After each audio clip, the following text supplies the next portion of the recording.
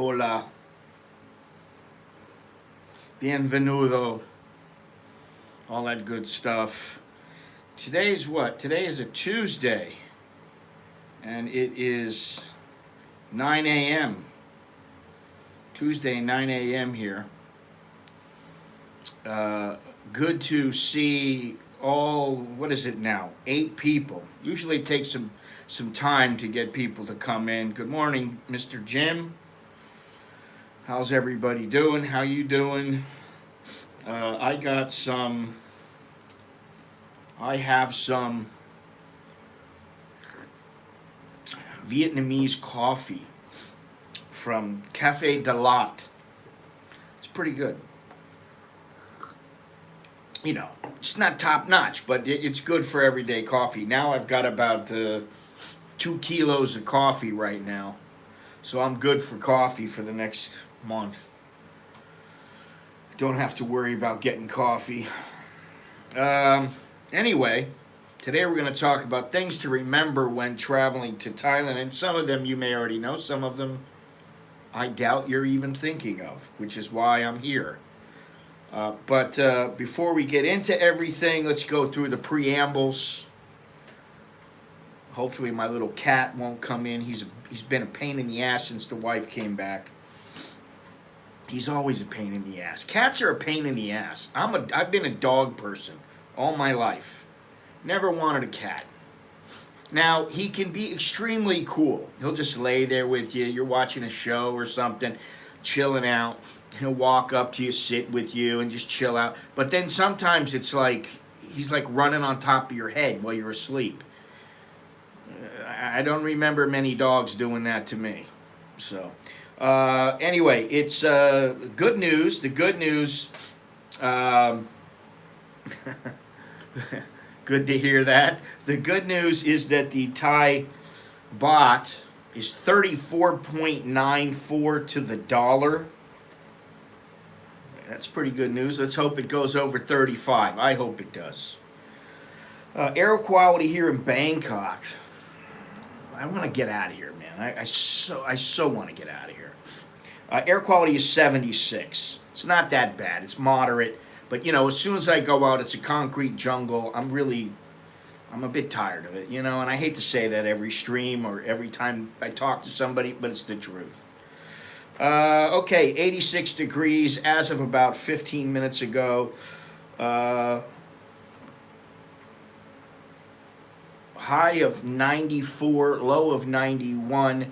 The feel-like temperature already is 100 degrees, 75% humidity.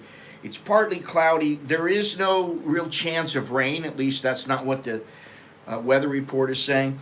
But I'm looking outside, and it is cloudy, and it looks dark and ominous. So it may be raining soon. Wind 5 miles an hour to the southwest. And before we get going, thanks to everybody who is a member on my channel here. If you want to sign up, just click the join button below the video window. You can get your merch. I'm not wearing a shirt that this is a black can. I think this is a black, what is it called? Black Rifle or black, yeah, whatever. The Rifle, Black Rifle coffee, which Longhorns gifted me, or gifted one of my kids. Too big for them. But you can go down to, or over to unamericaninbangkok.com. Get yourself a t-shirt, get yourself a hat. And I've added a few things just since the last stream. Right now I've got how many products? 4, 12, 16, 20, 24, 28, 32, 34 products apparently. I've got crop tops for the girls. I've got tank tops, t-shirts, and hats. And there's other stuff coming soon. But, you know, I've only got so much time. I can only focus so much on this, on these products. And thank you to everybody who's been buying them lately. Appreciate that. Otherwise, just go down in the description and you can find everything down yonder. in the description. I have not talked to Chucky, for those of you who know. Bum Gun Chuck, have not talked to him in the last couple of days. I did talk to Gennaro via text for a little while. He's busy, but I think he's having second thoughts about coming to Thailand or living in Thailand. I think he's been put off a little bit. I don't know, and I don't mean to put people off when if I say anything negative about Thailand. It's generally not because I'm trying to put people off. It's because it's the truth. There are a lot of positives. There are some negatives. I'm going to go over some of those today. And some of the things are not a big deal. But don't take what I have to say as the gospel. Some people might not find certain things to be irritating.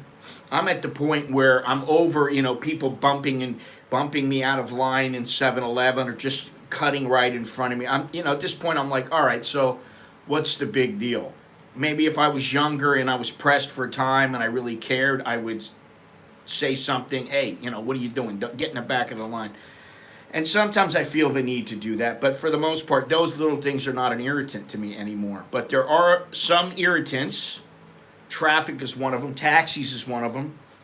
Pollution is one of them.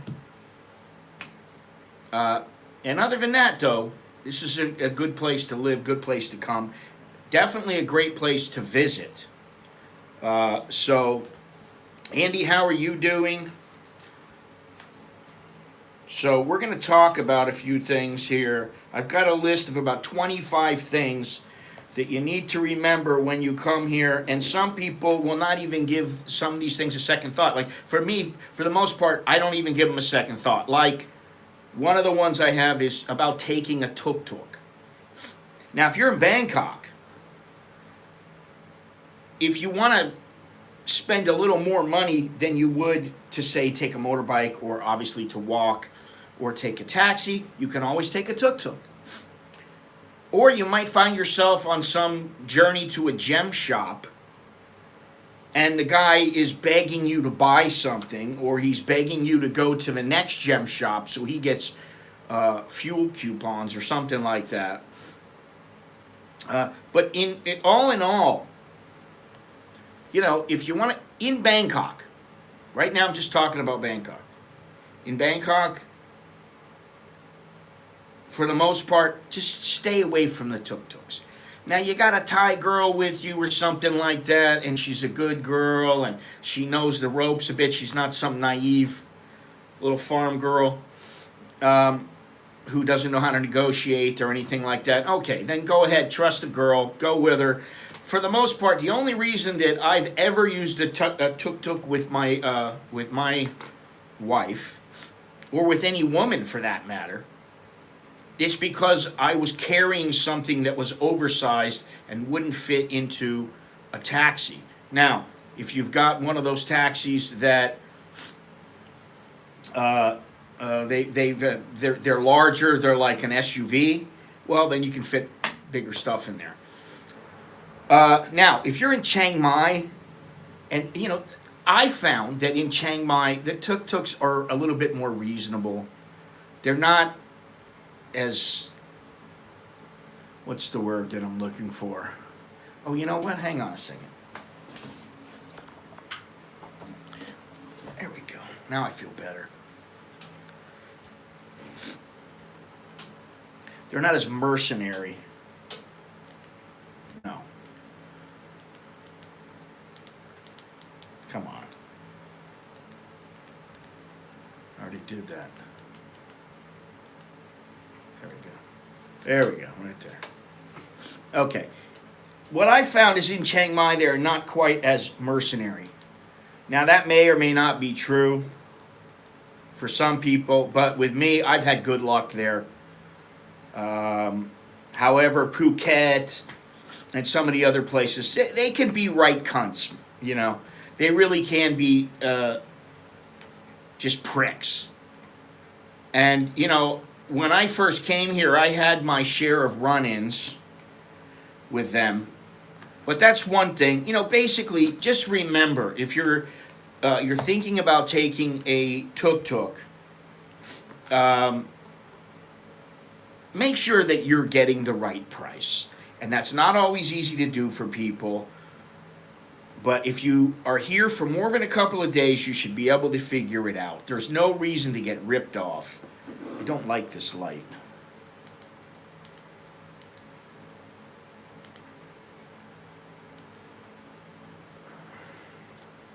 And that's a little better, I guess.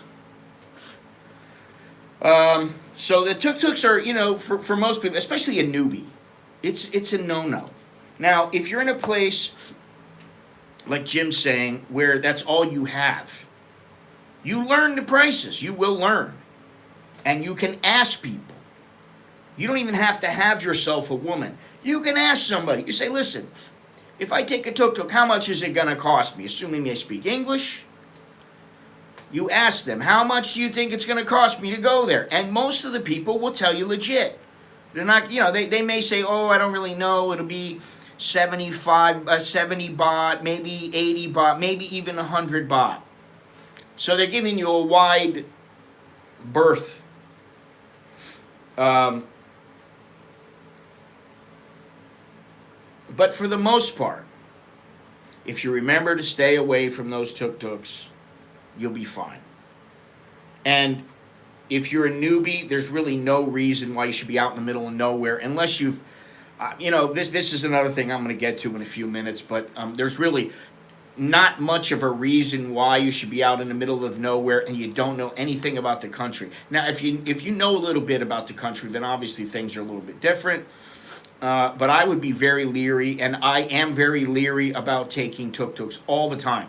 Because I know, and in Phuket also, you got to think about the taxi mafia and stuff like that. I knew a guy who used to live there when I lived in Phuket. And believe me, they are a ripoff. Okay, they will try to rip you off. They will try to take you to gem stores and to temples and all kinds of things. And they'll take you there whether you want to go or not. But I knew a guy in Phuket who used to do business with them.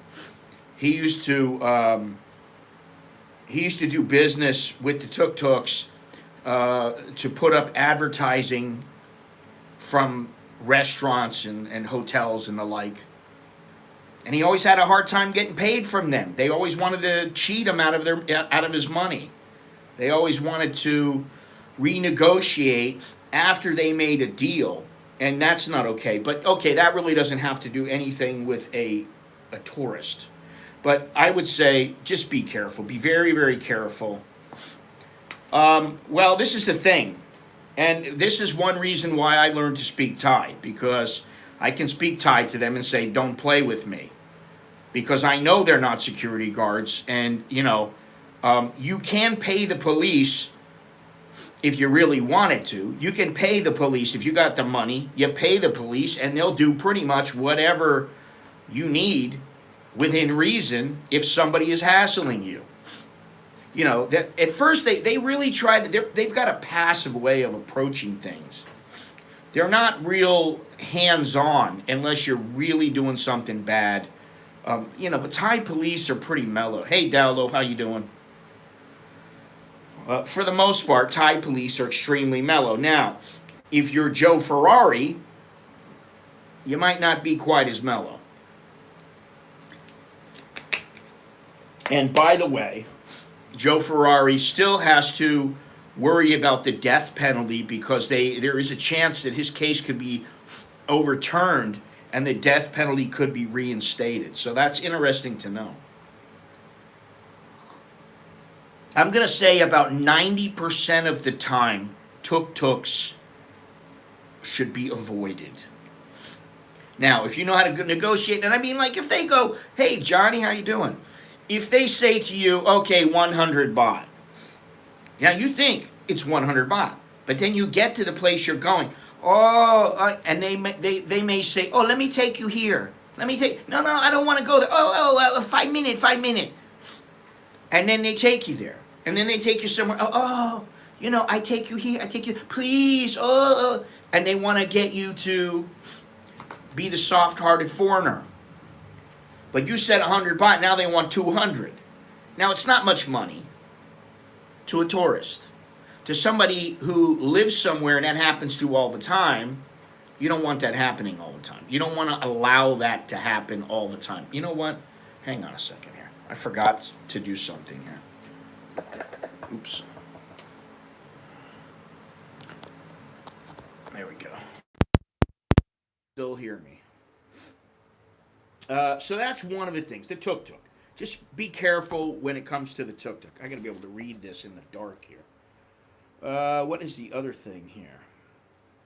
Yeah, you know, the one thing that they do in Bangkok and some other places, like I said, the gems, they'll tell you, oh, go to this gem store, you get a special discount. There's a big discount today. It's today only, that sort of thing. If you're that much of a knucklehead where you believe that, and more than one person has fell for that. The other one is, can you please take me to this particular temple? Oh, it's closed today. It's not closed. Generally, temples don't close. Now, maybe during the COVID, some of the temples have closed. But for the most part, temples don't close. They're open. So, never let yourself be taken for that. Yeah, there is no special duty-free day. That's the other thing. If you're going in and they do happen to take you in for to get some gem. And there was a time when I thought, I wonder if this is true. And I thought, you know what? I don't have the money. At the time, I had like $500. And that had to last me for like another 3 or 4 days. And I thought, I'm not buying anything because I don't really have the money. And I thought, okay, well, let's just go see. So I went into the place, and man, they put the hard sell on me, and over and over again. Oh, you're saving now. You're saving big on the taxes, and there's no duties, and blah blah blah. And I just thought, man, if it sounds too good to be true, then it is. All right. All right. This is an easy one, and how many millions of times have I said that? But bar girls are for fun. They're for fun. They're not for loving. Oh, baby, I love you so much, my darling. That's not what they're for.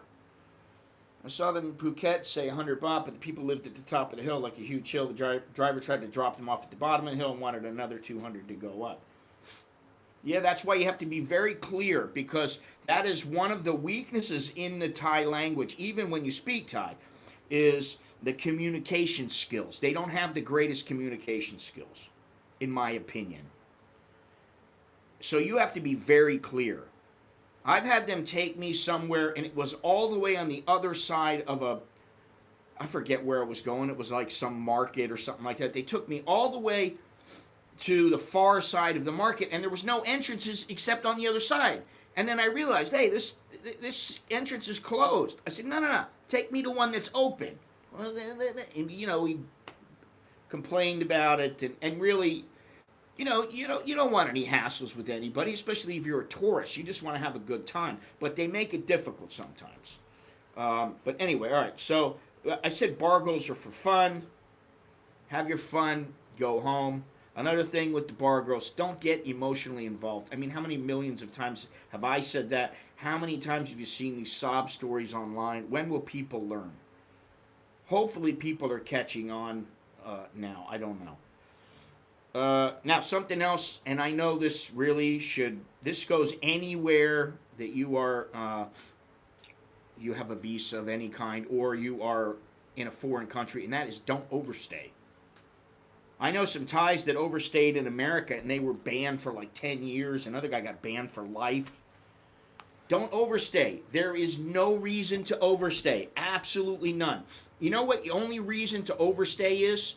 Because you got knocked into a coma, and nobody else knew that you needed to file your paperwork to get an extension or whatever it might be. If you're in a hospital and you're awake, you can tell somebody at the hospital, hey, I don't want an overstay. Can you help me with this? And they will. Okay, even if you're in the middle of nowhere, they understand immigration overstay. They know that. So don't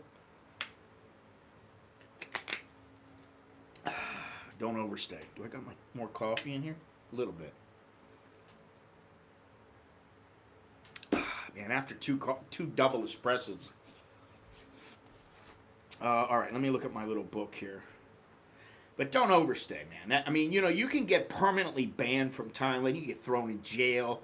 It's ridiculous. I mean, that people allow themselves to overstay, and then they don't understand. Now, I gotta say this, and I don't understand the whole gist of this, and this has really nothing to do with, well, actually, I guess it does. Well, now you can use the ganja, as long as it's not out in public. So that's one thing, but don't use the harder stuff. Don't go and get caught with some smack in your pocket or some yaba or something like that. Stay away from that shit, because people who are selling it to you are also probably selling your face to the cops so that they can arrest you, and then they get a little reward. So they earn money from selling the drug, and then they earn money from the cops. So don't be stupid, and do something, And as far as the ganja goes, I would say be careful at this point, because there are some cops out there who probably the laws are not clear to them, and they may still run you in if you're smoking it on your front porch or something like that. I don't know. I would just say be careful. All right, here's an easy one, and I wish people would do this everywhere. If you are a man, I'm talking about like a man who is a heterosexual male, act like one.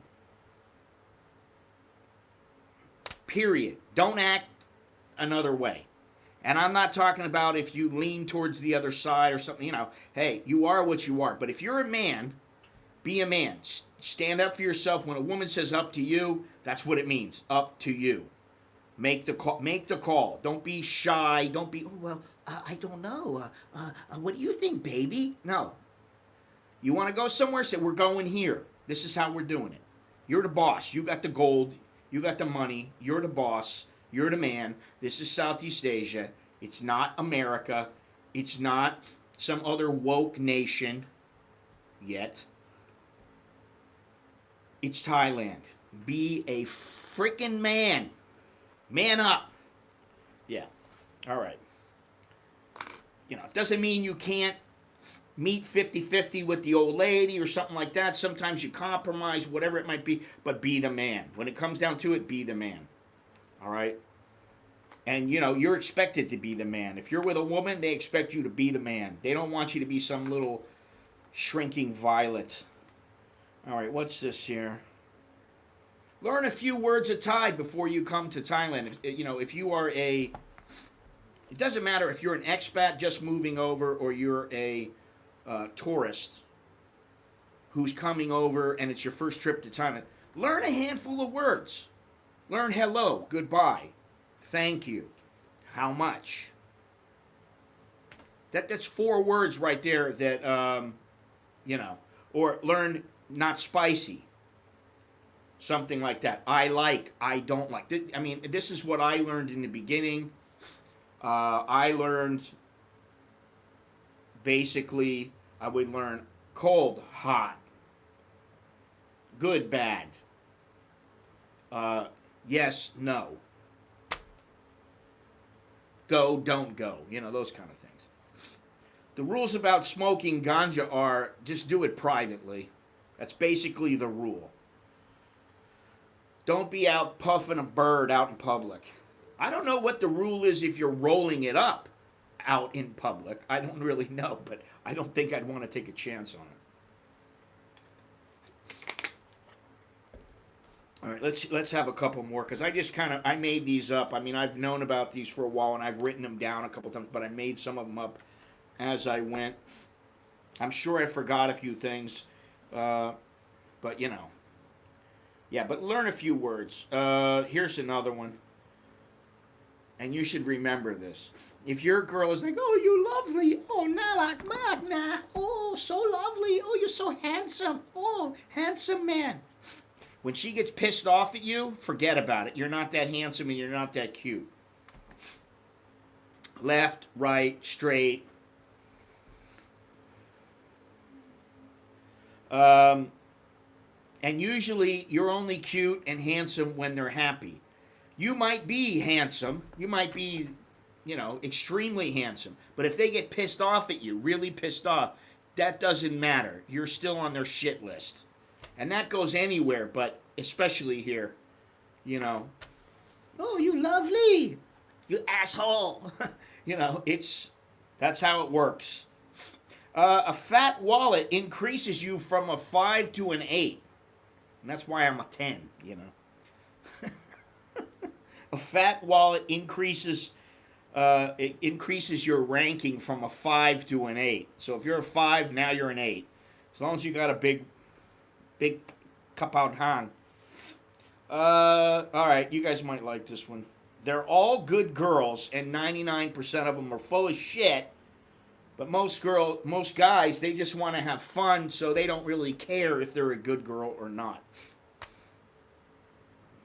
Who wants a good girl if you're coming to have, a great time and you want to have fun in the sack? You don't want some girl who's like under the covers going, I'm shy.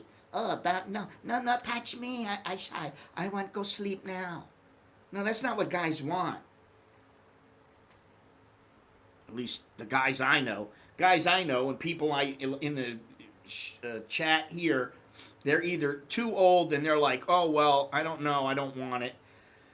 I don't care.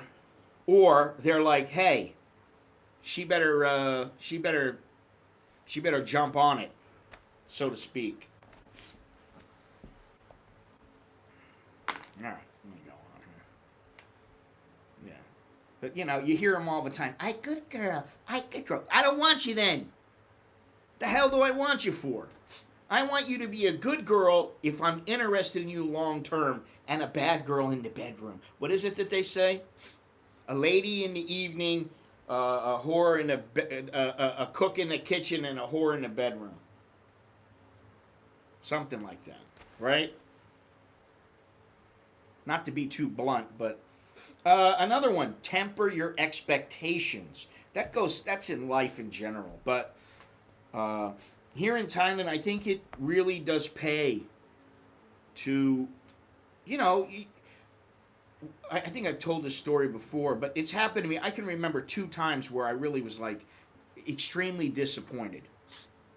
One time when I think it was the second time that I came here. Maybe it was the first time. But I looked online for a hotel. I found this hotel. I've talked about this before. It's the Royal Garden Home, I think is the name of it, on Sukhumvit Soy 3. Yes, exactly, Johnny. It was on Sukhumvit Soy 3. It's still there. All these years later, it's still there. And I saw it online, and I go, man, I can't believe this. It was like $12. I'm like, oh my God, I could stay there for a year. It looked so nice. The inside looked nice. The outside looked nice. I was like, man, this place is awesome, and it's so cheap. I can't believe it. And at the time, drinks were, they were dirt cheap as well. And I didn't, I thought, okay, this is going to be fantastic. I get to the place and I go upstairs and it was like a dark, dingy room, a small window. There was no balcony or anything like that. And it was like a Thai room. It was a cheap bed, which I put to the test. And the typical shower where the shower it was like a phone booth. And the shower and the toilet and everything was right in the same little telephone booth. And, I got there and I went, oh, this doesn't quite look like the picture online. But, all right, I kind of figured, they're going to make it look better. And I just went, eh. But you know what? That place, I never stayed there again. I didn't want to stay there again. Why would I stay there again? I didn't like the place. I wanted a better place. I've stayed in some shitholes, and I've stayed in some nice 5-star places, and I've stayed in some 3 or 4-star places that were better than some of the 5-star places. But temper your expectations. The other one was one of the times when I was still visiting here, I was still traveling here as a tourist. I got a tour package to CASHAPP, and it was a place on Soi 5. If you turn left on Soi 5, coming from like Soi Nana, and you turn left onto Soi 5, on the left-hand side is Foodland. But on the very corner, there's a restaurant. It's been there forever. Just next to the restaurant, there was a little place, and it was probably no bigger than this room. It was about 8 feet by 8 feet, if that. There was a woman sitting behind a desk. She just had her desk, a phone, and some papers and everything, and that was about it. And I went in there, and she was very good, I will say this. She was very good, and she was very good when I said, I'm not happy with this.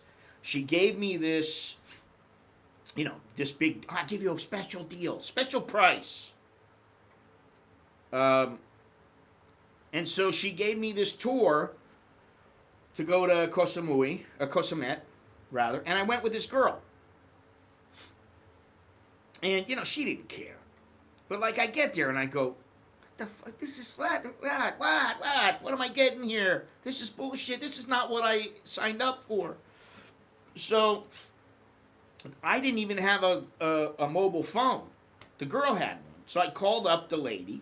I found the phone number, called her up, and I said, I'm not happy with this place. It's not what you said it is. So she found a little bungalow down the way. It was right on the beach. And it was 500 baht a night. All the way back then, which still, seemed pretty cheap. And I was happy with the place. So she changed it. But I expected, when they show these wonderful brochures and you see them and you go, oh my God, this is beautiful. So beautiful. Look at that crystal clear blue ocean and that sandy white beach. Oh my God, this is going to be awesome. And you get there and the beach is, got garbage on it, and it's not sandy like bright white, but it's dirty. It's like a dirty white. And then you get into the hotel and it's like the air conditioner doesn't work, or it's one of those real loud air conditioners that's about as old as Moses. So temper your expectations. I guess that's what it was. Fortunately, that was a good trip. It ended up being a very nice trip. There wasn't much to do on Siemet back in the day, which was fine with me because, it was either go for a walk around the island, go swimming, hang out on the beach, have food. They had little movies being shown at night, or screw. There's only so many things you can do there. All right, I already said that. Temper your expectations. This is the other thing, and I think this is a little hard for foreigners to grasp at times. And it's taken me a while, because I don't like everything about Thailand, just like I don't like everything about America. And there's very few places where I go, oh my God, this was the best place ever. It was so fantastic. It was just, everything was perfect. It was paradise. There are elements of paradise in Thailand. But I think the best thing to do is accept the people for how they are. Don't expect them to be how you want them to be. Don't expect things to be how you want them to be, because that's just not going to happen. You need to learn to be tolerant. And I think that's one of the good things about travel. Whether it's travel or moving to a foreign country, is you learn that there are things you can't change. So what are you going to do? You're going to buck up against the system all the time and bitch and moan, or you're going to be tolerant? I never have liked the fact that taxi drivers seem to think, some taxi drivers, and really, it's a generally a small percentage. But some taxi drivers, especially years ago before Grab, before Uber, they would have an attitude. Like they're better than you. Or motorcycle drivers would laugh. You'd walk by with a girl and they'd be like, ha ha ha ha. Now, you're like going, well, wait a minute. What are you laughing about? You're driving a motorcycle. You're bitching about you ain't got 2 cents, two satang to rub together. I got the girl, and I'm twisting her around like a pretzel at night or in the morning or whatever. And you know, this guy, he's probably dreaming he could have a girl like that. I used to always think about that, and then I just thought, what does it matter? You know, like for them, they're looking at you like, oh, this foreigner's getting a really dark-skinned girl. Oh my God, I would never do that. And you know damn well that the majority of them are with a dark-skinned girl, or they don't have opportunities to choose. It's not like a lot of them are, you know, the sexiest guy in Thailand, and the girls are going, I don't care that you have, you know, a shitty income and you're not that good looking or anything like that. You're so smart and witty. I'll be with you even though I'm an 11 and you're on my scale you're a 2. No, that's not how it works. You know, but you got to be tolerant of some things. They're never going to understand that you are not as rich as they think. You may be rich, but probably in their eyes, they think you've got so much money. And then what's so funny is you ask them, how much is rich? A lot of them can't tell you. How much money do you need to live for the next 10 years? Well, I don't know. How come you don't know? You know how much you need in a month. You know approximately how much that adds up to in a year. Then how come you can't figure it out for 10 years? They don't think that way. Now some do, and most don't. Especially most people are living hand to mouth. You know. I've forgotten how bloody noisy Thailand can be. They've opened up a new supermarket across the road. Non-stop loudspeakers, god-awful music going on for 2 days. Yeah. Again, I'll bitch, and I may even yell out, shut the fuck up! They don't hear me. And if they did, they would just be like, huh? What? It's their country. This is how they do things. They drive by with loudspeakers about politicians, about onions, about bananas, oranges, mangoes, whatever it might be. This is what they do. So the reality is, you got to tolerate it. You got to learn that. And if you're a tourist, the last thing that you want is to be sleeping at some hotel and you hear all that shit in the morning to wake you up. Now, I'll tell you something. Jono has told me recently, you know, he used to get irritated because every night he would hear the call to prayer. All the way up in he's on like the 30th floor or something. He would hear it, and it was loud, and it bothered him. Now, he told me, he goes, I don't even notice it anymore. You know, so learning to tolerate things, and some people will never learn to tolerate some things here. They just can't handle it. And for all the people that stayed here that I know, there are a hell of a lot more of it went back home. Either because they couldn't hack it, like they couldn't figure out the hack to staying here, or they just didn't like it enough. They didn't want to fight for it. They didn't go, oh my God, I really want to live here. This is the greatest. Now, when you get older and you have more opportunity, it's kind of like, do I really want to stay in Thailand? Or do I want to live somewhere else? Or a lot of people, they choose to come here part-time, like Europeans, you know, when it's cold, they come here, and then they go back home, you know. Hey, do me a favor, remember to leave a thumbs up, please, and subscribe if you haven't done so already. If you like this channel, you like the stream, smash that like button. Very few likes today. I don't know why. We got a few people watching. maybe they don't like what I have to say, then don't watch. That's all I got to say. Let me see here. We have a tight network of Farang up here. We're all married or in a relationship with Thai women. All of our women are dark. The Thai women want to thank the Farang for taking all the ugly, dark women. Well, beauty, first of all, beauty is in the eye of the beholder.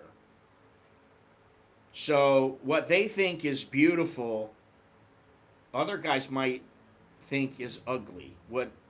Some guys are into like real heavy chicks, and they don't like, thin, lean, muscular women or whatever, so I don't really care about that. And personally, I've said this before, and I think I even wrote about it. I think most of them are full of shit. They talk about, I only want a white-skinned girl. Most of them, they don't have the opportunity to be with a beautiful Chinese Thai who has fairly white skin. And some foreigners end up with white-skinned girls. When I was going out with girls and stuff, I mean, the majority, I would say about 7 out of 10 were brown. And the rest were, on the whiter side. The call to prayer is great early in the morning. The feeling of giving is also a great feeling. I once did share a roasted pig's head with them. Yeah, Jim, I know you're up there and you're out in the middle of, wherever it is. I would say give it some time, because that tight network of foreigners. I've been in a few places where I lived, and I thought, oh wow, these are great guys, and some of them go home. They leave. They get divorced, whatever it might be. So, or like now something happens, like the pandemic, and like all the guys I know, and they're associates. They're not like real close friends.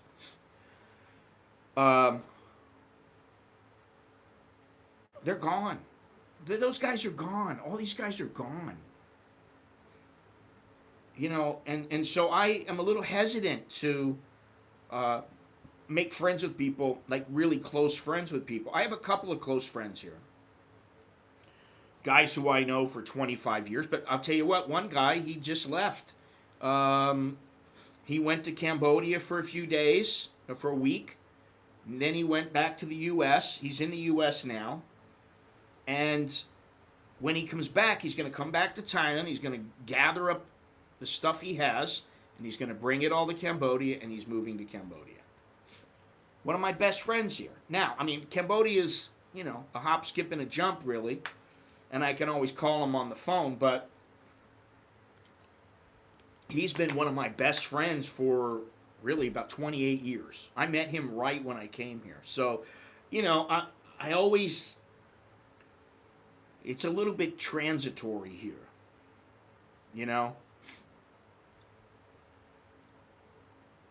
Yeah, no, I understand. And the other thing is that, I don't know. I mean, I got the boys and I got my wife, and then we have a handful of friends, and that's enough. And I got guys coming over all the time, guys who I know, guys who I've known for quite some time, for years and years. And, and so, I mean, that takes most of my time up. I'm fine when it comes to that stuff. When you're out in a village, it's a little bit different because, it's like, oh, well, we ought to stick together. It's like part of your tribe, All right. Buenos dias, Mr. Longhorns. All right, let me go on here. Said temper your expectation. Accept them. Either accept them or just leave. Get out of that situation. So if you don't accept them. Here's one that,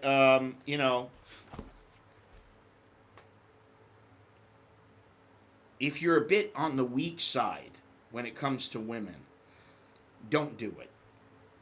And that is, don't go on your first trip to meet Mama and Papa. And I don't care if you met them online. Oh my God, I've been talking to her for 4 years. I can't get enough of her. I'm so happy. Oh my God. And then you get there, and like the first night, you're thinking she's going to jump all over me, and it's going to be on all night. It's going to be, oh my God, we love each other so much. And then, and you might find that that's not going to happen. But for sure, if you go and take them back, there's going to be, to meet Mama and Papa. You say, okay, I'm going to take you. There's going to be some expectations. Generally, there are some expectations.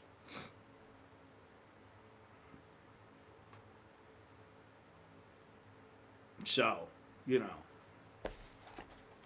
right, where am I here? Yeah, but I mean, like I did that one time, and I did it because I wanted to, and it was a hell of an adventure. And I knew that this girl and I were not going to, it wasn't going to be something that was going to last forever or anything. We just were cool with each other. She was a nice girl. I liked her. She was cool with me. And in fact, I didn't even stay at her parents' place because she was like, no, cannot, we're not married. And she got me a hotel in the city. And that was good because I got some time. I'd walk around, and back then, it was Sakale is where it was. I was going through the market there, and people were pointing, oh, look at the farang. Oh. It was a big deal back then because that's almost 30 years ago. And it was a little bit different. Now it's like, oh yeah, so-and-so has a husband, he's farang. Oh, this one has a husband, he's farang. Oh, this one, man from German. Oh, this one, man from Switzerland. Oh, this one come from England. So when you go, if you do go and meet them, first of all, you better be sure about the girl. You're either sure about the girl or you're sure about your relationship. And the difference is that if you're sure about your girl, that means your relationship's going to go somewhere. You've been together for a while. You jumped through the hoops. She's ready. Okay, now I guess, I'm a little bit scared, but I bring my boyfriend home, and then she takes you home. Okay. Either that or we're just friends. I'm going to have a good time. Now, there was a time when I went with this particular girl where we were at her house and we started drinking, and I was drinking Lao Khao. The next thing I know, I wake up in the morning and I'm in this hammock between a couple of trees, and I look over and there's this massive buffalo standing next to this fence. And I look over, I've got a bad headache. I look over and there's a bunch of people asleep all over the place. Well, that does kind of help, but if you're experienced, that's one thing. If you've got a little bit of experience with Thai women, Thailand, the ropes, okay, that's a little different. It's much easier then. Because, if they start going, when you marry, okay, let's just stop right now, Mama. We're not at that point yet. We're not at that point yet. Just because, I'm sorry, but nowadays it's different than 50 years ago when if you were sleeping together, supposedly you were supposed to get married. Now it's a little different. Now everybody knows that the Thai girls 50 years ago, 30 years ago, 20 years ago that were saying, I only sleep with my man if he's going to marry me or if we're married. That's a crock of shit.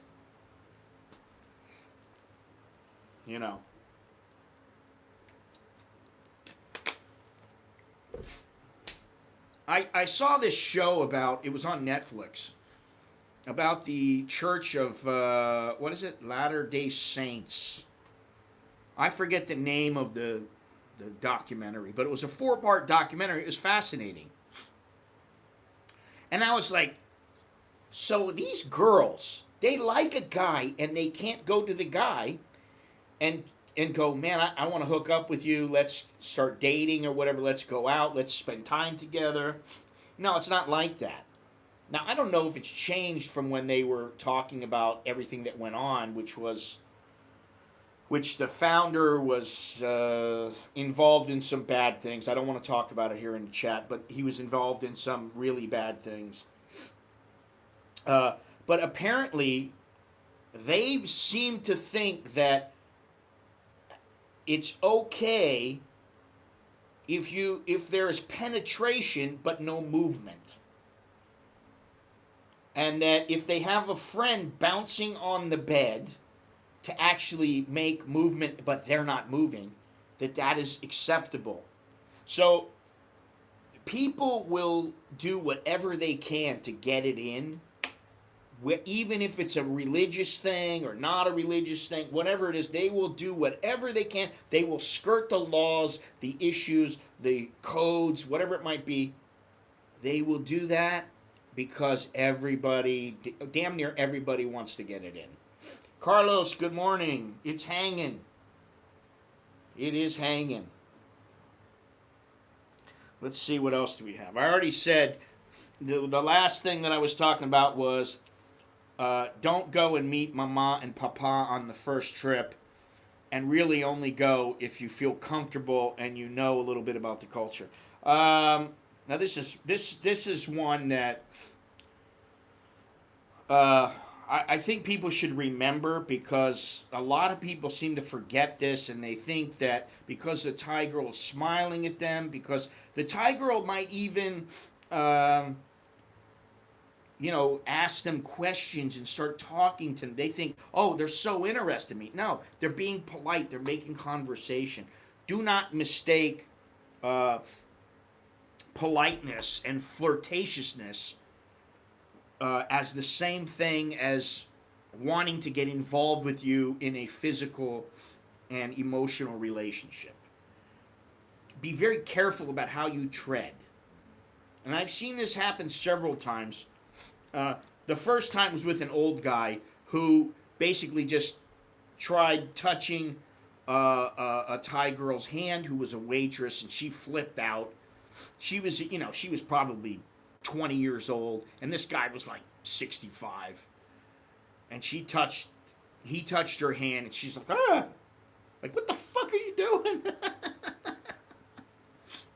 But there's been a couple of times, and like Thai girls, they are flirtatious. Some of them are very flirtatious. And some of them will be flirtatious because they want you to spend money wherever they are. You see a shirt, oh, this shirt is so beautiful. Everything, oh, soy mai, oi, soy mak na. Oh, this shirt is so beautiful. And then you put it on, oh, la mak. Oh, you're so handsome. You're so handsome. And the truth is, she's just saying that because she wants you to buy the goddamn shirt. She doesn't think you're handsome. And you're like, oh, handsome. Oh, okay. Well, you want to go out, honey? Huh? Oh, what? Huh? No, I got boyfriend. So you got to be careful about that. And the knuckleheads out there, they know exactly what I'm talking about. That happened once to me in the States with some little Hawaiian girl many, many years ago. She told me, I got a boyfriend. And I saw her almost every day, and every day I thought, oh my God, I want this girl, I want her. I got fixated. I was like, I really got to go out with this girl. And then finally one day, like, I grabbed her hand, and I was like, not like grab, but like touched her hand, and I was like, is there a chance we can go out or something? I don't remember what it was. This is like 35 years ago. And she's like, no, I told you I have a boyfriend. And I was like, oh, shit. I guess I should have kept my desires to myself. But here, because Thai girls tend to be, they smile, they're friendly, they flirt. And if they want you to buy something, they don't have a problem. And sometimes they will say to you, are you going to come back tomorrow? Like at restaurants. Quite often they will say, are you going to come back here tomorrow? You come back here tomorrow, okay? And you're like, why am I going to come back? I just ate here today. Why do I want to go there tomorrow? To see you? Well, if it was to see you and I was really interested in you and you were interested in me, then I would understand it. But she just wants you to come back because maybe she wants a tip. So these are some of the kind of things that you have to think about. Yeah, they get trained from a young age. Yeah. Wallet brand name. No, it's even greater than that, Carlos. It's my buddy told me this a long, long time ago, and I didn't really believe it until I saw it for myself. Because computers weren't that big when I first came over here, and I certainly didn't think about owning one at the time.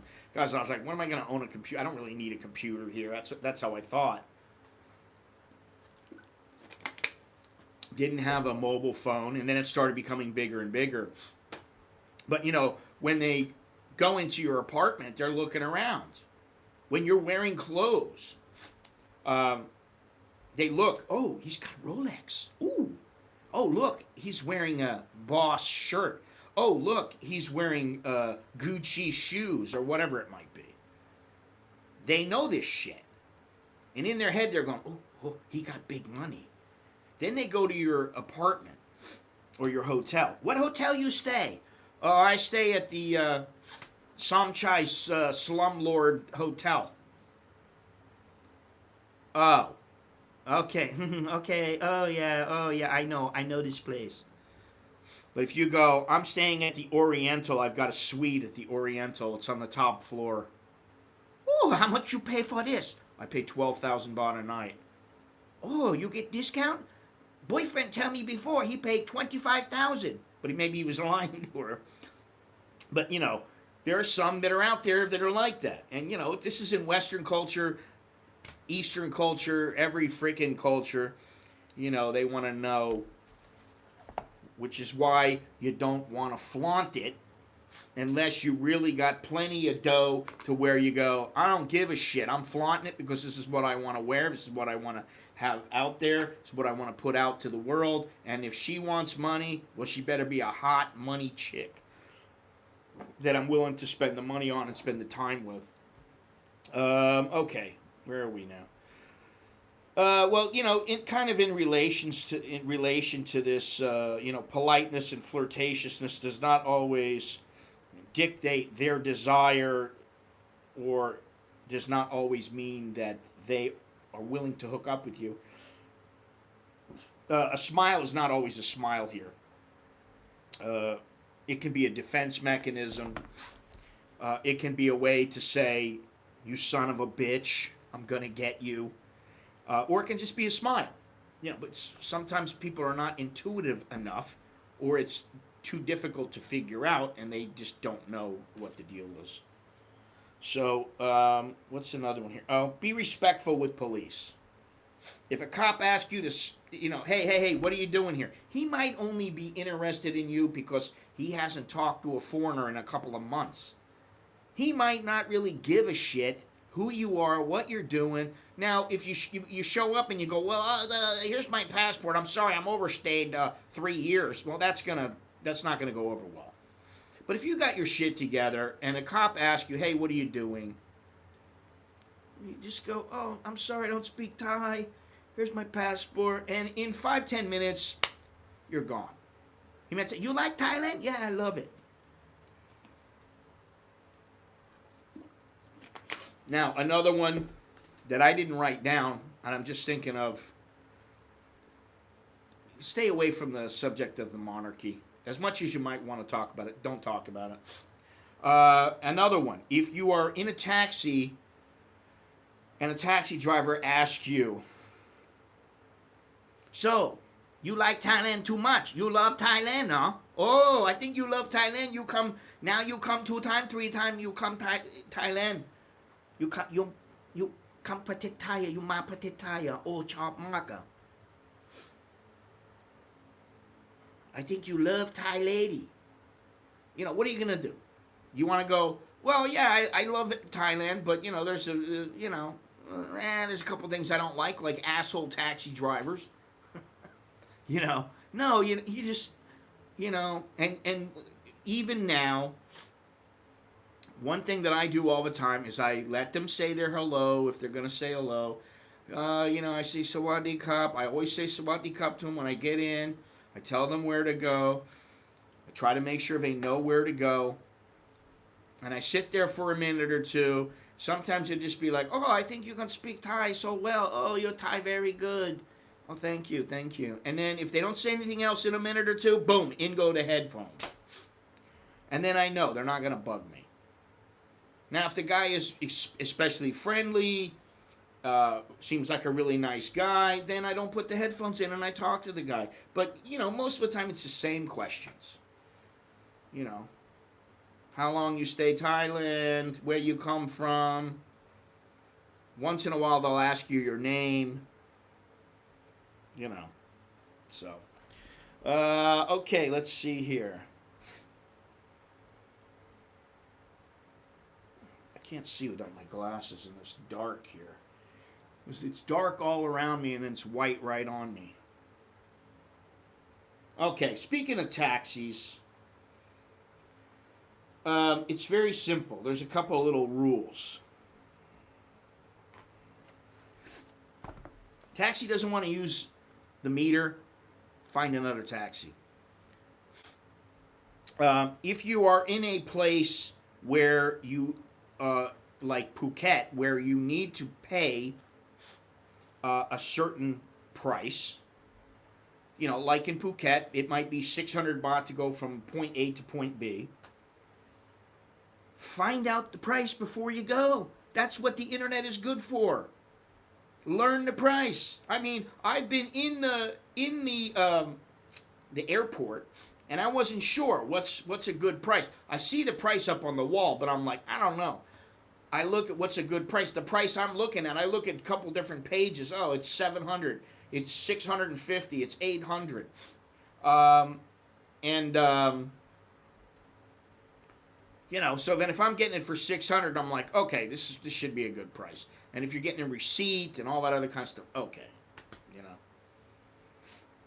So, know the price if you're going to get a flat rate, but in most cases, you just tell them to turn on the meter. Don't take a taxi that's sitting there in Pat Pong. Don't take a taxi that's sitting right outside your hotel. If you do by chance, maybe it's a long walk, it's raining or whatever, you say, meter, nah, meter. And if they say okay, they turn the meter on. It should be okay. Now, some of them, they have been known to rig the meters, but that doesn't happen a whole lot. I drove into central Bangkok on the weekend. My nerves are still frazzled. Good advice would be don't drive in Bangkok. I don't care about driving at this point. Honestly.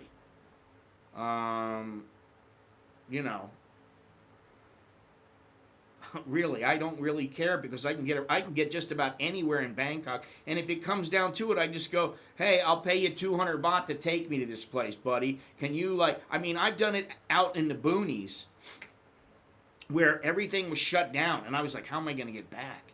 And I'm like, hey, if you take me to this place, I'll give you a couple $100 baht. Do you think you can help me out? And they're like, okay. And if you remember, when I went from, what's the name of that place?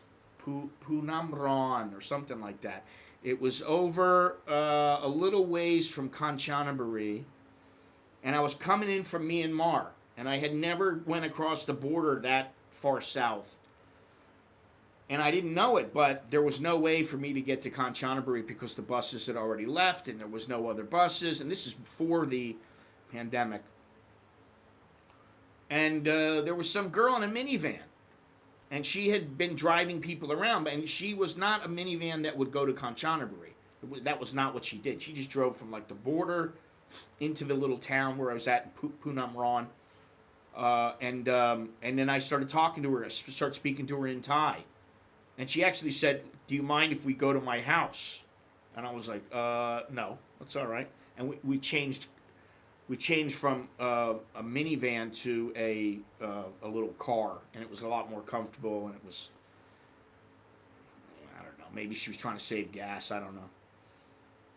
I have probably used Bangkok taxi drivers a dozen or two times, and they have never initiated a conversation with me. They offer me a trip from the airport to hotel for 200 baht. I know that meter fare is 67 baht. Um, I don't know. Like at the airport, you go in line and you give them the little paper that you get. There is a taxi queue.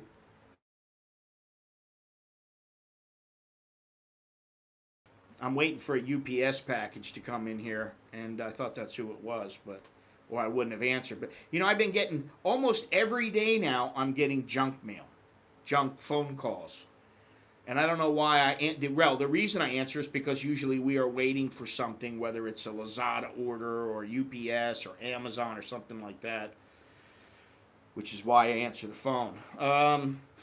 Yeah, I don't know why they don't initiate a conversation with you. I'd say 50% of them initiate a conversation with me. I don't know. Most of the time, I don't care because I'm not in a. I really don't care if they talk to me or not. If they do, they do. If they don't, they don't. Doesn't really matter. But if you're in an airport, you should just get in the queue, or if you know how to speak a bit of Thai, go to the instead of getting out at the arrivals, go down to departures. A guy drops a guy off, a taxi driver drops a guy off, and then you go right up to him. You go, hey, I want to go to this place. Okay, turn the taxi on, and piece of cake. Yeah, most of the time, all those queues are the same, man. Yeah, they say one is local, one is for Central Bangkok, but most of the places that you're going to go, they're all going to go there. I never have a problem at all when I go. One time when I was coming back from Hong Kong, the guy just took off, and I go, turn your meter on. He's like, oh, no, 300 baht. I said, turn the meter on. I said, listen, if you don't turn the meter on, I want to get out. Okay, sorry. I had to drive back and forth from downtown to Nonthaburi. God, it was awful. People are crazy. Yeah, I wouldn't want to. Man, I wouldn't want to go to Nonthaburi. You can go to Nonthaburi and take the boat on Chao Phraya from what is it? What's that? I forget the. Not Ceylon, Satorn Pier. Driving in Bangkok is insane. Between the motorcycle riders and crazy road systems, never again.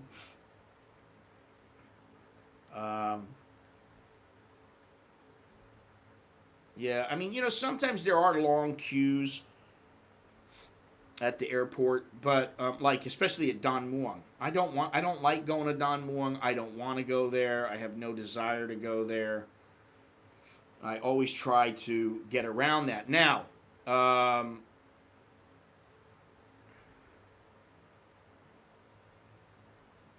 if yeah, I don't want to drive here. Period. I'll drive on some island. I'll drive in some little town. Somewhere like Krabi or something like. All right, I'll drive somewhere like that. But Bangkok, I really don't. Why? Why would I drive here? I don't need to. I can go anywhere I want, and I've got a driver. I've got my own chauffeur. What the hell do I need to, you know? So yeah, I mean, some of it is nice. I mean, my buddy's got a car. This buddy of mine has a car, and every once in a while he'd go, "Why don't you come over? We'll go for a nice drive." I'd say, "Yeah, all right." We go for a drive. We go for like a 2-3 hour drive, and we just shoot the shit, listen to music, you know. But it was on the freeway, and it was not in the center part of Bangkok where there's a lot of traffic. So, you know, I have no desire to drive. All right, let me get back to this here. At least not in Bangkok. All right, what was one of the other ones? Yeah, like I said, use a meter taxi anytime you can. Back out ass first. I've said that on several occasions. If you back out ass first, you're looking into the taxi, and that way, if you leave a phone, you leave whatever it might be, you leave something inside the taxi, you're getting out, and you see it while you're getting out. If you just get out face first, it's a lot easier to forget stuff. And I have lost a couple of phones that way. Not in many, many years, but, you know.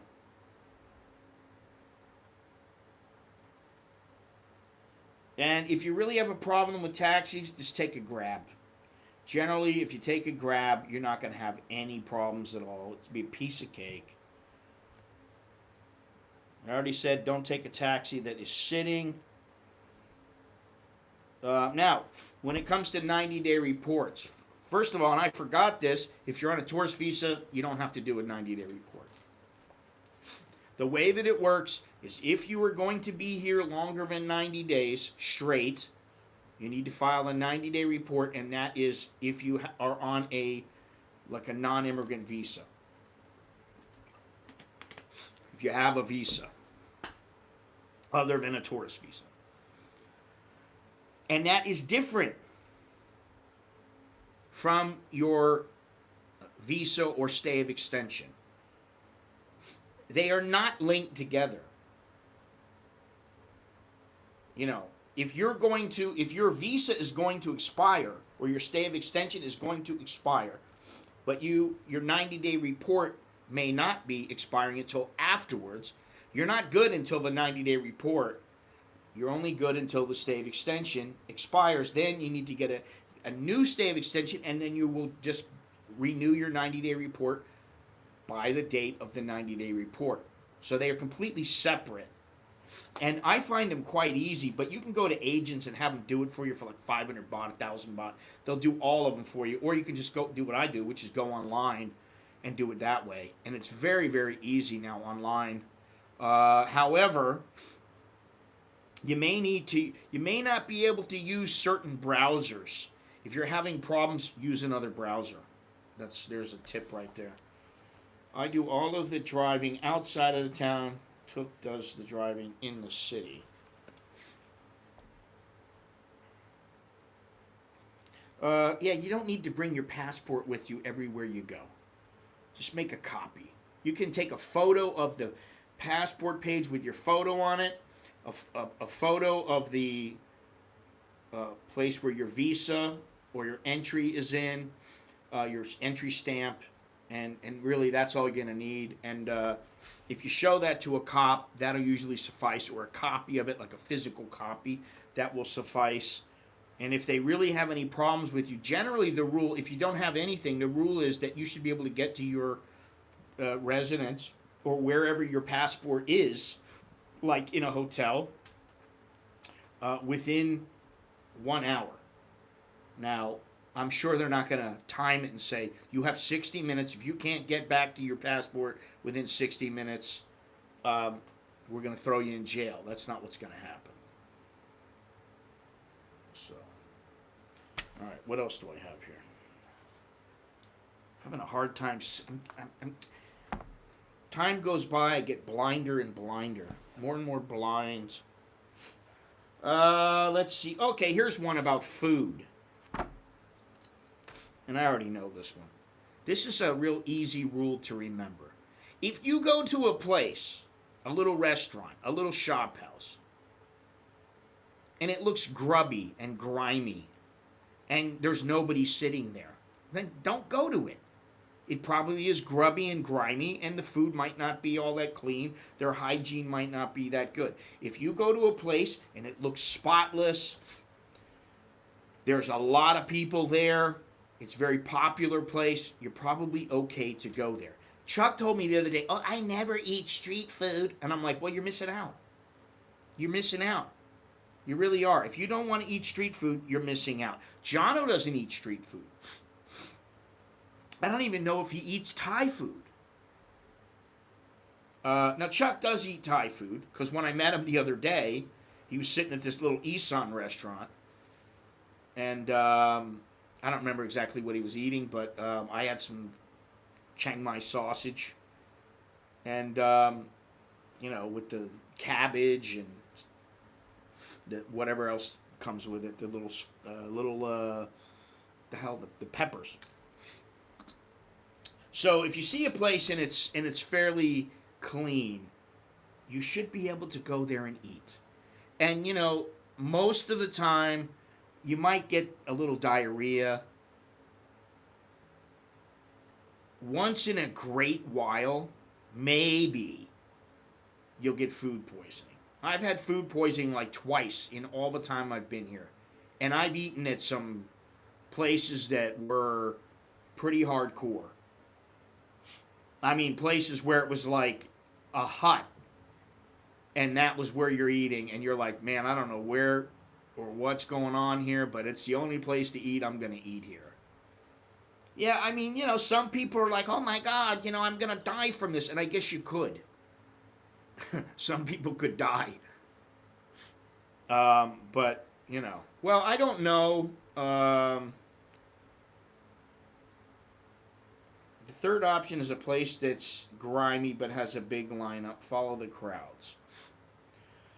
Well, there are some places that are grimy in Thailand, and there's nothing they can do about it. I mean, our house is a bit old and worn out, and I would consider it a little bit grimy. It's not like what I would normally in a place like I would live in the United States or something like that. But it's not as bad as some of the restaurants. I mean, there's a lady who we buy food from all the time. She's down the street. And it's funny because they never have like set days that they're always open, and no, sometimes they're just closed. And you're like, wonder why she's closed. Oh, she went to go visit her cousin in Buridam. Oh, I see. Oh, today she take holiday. You're like trying to go eat, and they're like, they're closed. Sometimes I open up and I'm like, man, I want some quid teal this morning, and I look across the street and every place is closed. And I'm like, it's not a holiday. Why are they all closed? I don't know. I mean, I've eaten at some really good restaurants that are chains. Fuji used to have some great scallops. I loved them. They were fantastic. They don't have them anymore. I haven't seen them the way they were made before. That's a chain. I used to eat at MK Suki. Isn't that what it is? I haven't eaten there in years. There's that other place. I can't remember the name of it. It's right on when you come into the mall Bunkaby, it's in the center. It's just on your left side immediately. And that place is pretty good, but like, I don't know. I get sick of eating the same food all the time. And like when I went to McDonald's and had cappuccino, and I just happened to take the top of the cappuccino off because I wanted to have a little bit of the foam, and I see all these cockroach legs in it. You would think that looking at the McDonald's, it looked really clean. That McDonald's looks clean in the mall Bunkaby. However, I found cockroach legs in my cappuccino. And I'm like, well, I'm not eating here anymore. So that's an example of a place that, it's clean, but for the most part, and a lot of people sit there. But when it comes to street places, I think that you can apply that rule, and it's pretty, it works most of the time. All right, what else do I have here? Do I have anything else here? Let me see here. Tourist visa, passport, blah, blah, blah. Yeah. Don't give any more than you are willing to lose. So if you do want to like happen to you feel bad for the girl, you feel like she's a good girl, she's different. Maybe she is different. Maybe she really is different. She's a sweetheart of a girl. You really like her. She likes you. But you just figure it's not going to work. Don't give more than you're willing, than you can afford. And don't give more than you're willing to lose. If you end up giving her 50,000 baht over the course of, say, 6 months or a year, and that doesn't hurt too much, And you know, if anything, you've done a good deed. And sometimes I like to think when I, you know, give somebody on the street who's like sitting there with a bowl or something like that, and they got their hands out. When I give some money to somebody like that, uh, yeah, there's always a chance they're going back and giving it to a gang, or they're using it on glue, or you know, whatever it might be. But you know what? You can't always worry about that. So, you know, I look at it like if I give them 50 baht or 100 baht or 20 baht, whatever it is, a little bit of change. If it helps them for another day to get by and to be somewhat happy, then you know you're doing a good deed. You know. We've got a couple of places around our area where we get noodle soups. The old ladies, our favorite place, you can only get what they're doing on that particular day. Love it. Yeah. You know, we used to have the chicken lady. She's no longer open. She doesn't sell anymore. You got the duck place down the street. And I don't particularly like their food. We got another guy. He's the rock and roller guy. He always is playing like, you know, old rock and roll, Western rock and roll music. And that's great. But I don't really like his stuff. It's different, but it's not my favorite. Then we got the other lady who sells the pork, the moosap, and that kind of stuff. Really like her stuff, and her place is very, very clean. Never seen a rat, never seen anything like that. But I've been at a little shop house where it's a little market, and I've been walking out, a little rat runs by, and I'm like, shit, you know. But you know they're there, but like, what are you gonna do? You don't want to see them. You know, it's kind of nasty when you're thinking about, oh, there's food here. Did that rat shit in my food? Hopefully not. I mean, you know. Now. Yeah, I'm a bit bored with that now, Jim. I've eaten it a couple million times. Ha Dao. It's very good, but I'll tell you what, it used to be better.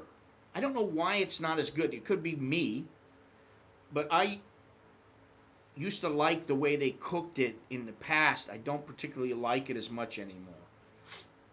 And you know, I mean, I've tried all the chicken places: the Texas Chicken, the KFC, the Ha Dao, little places, no-name places on the street, Bonchon. You know, I've tried them all, man. And the Ha Dao is right up there.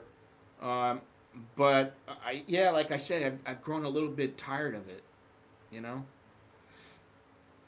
But then again, I've grown tired of just about everything. Last night,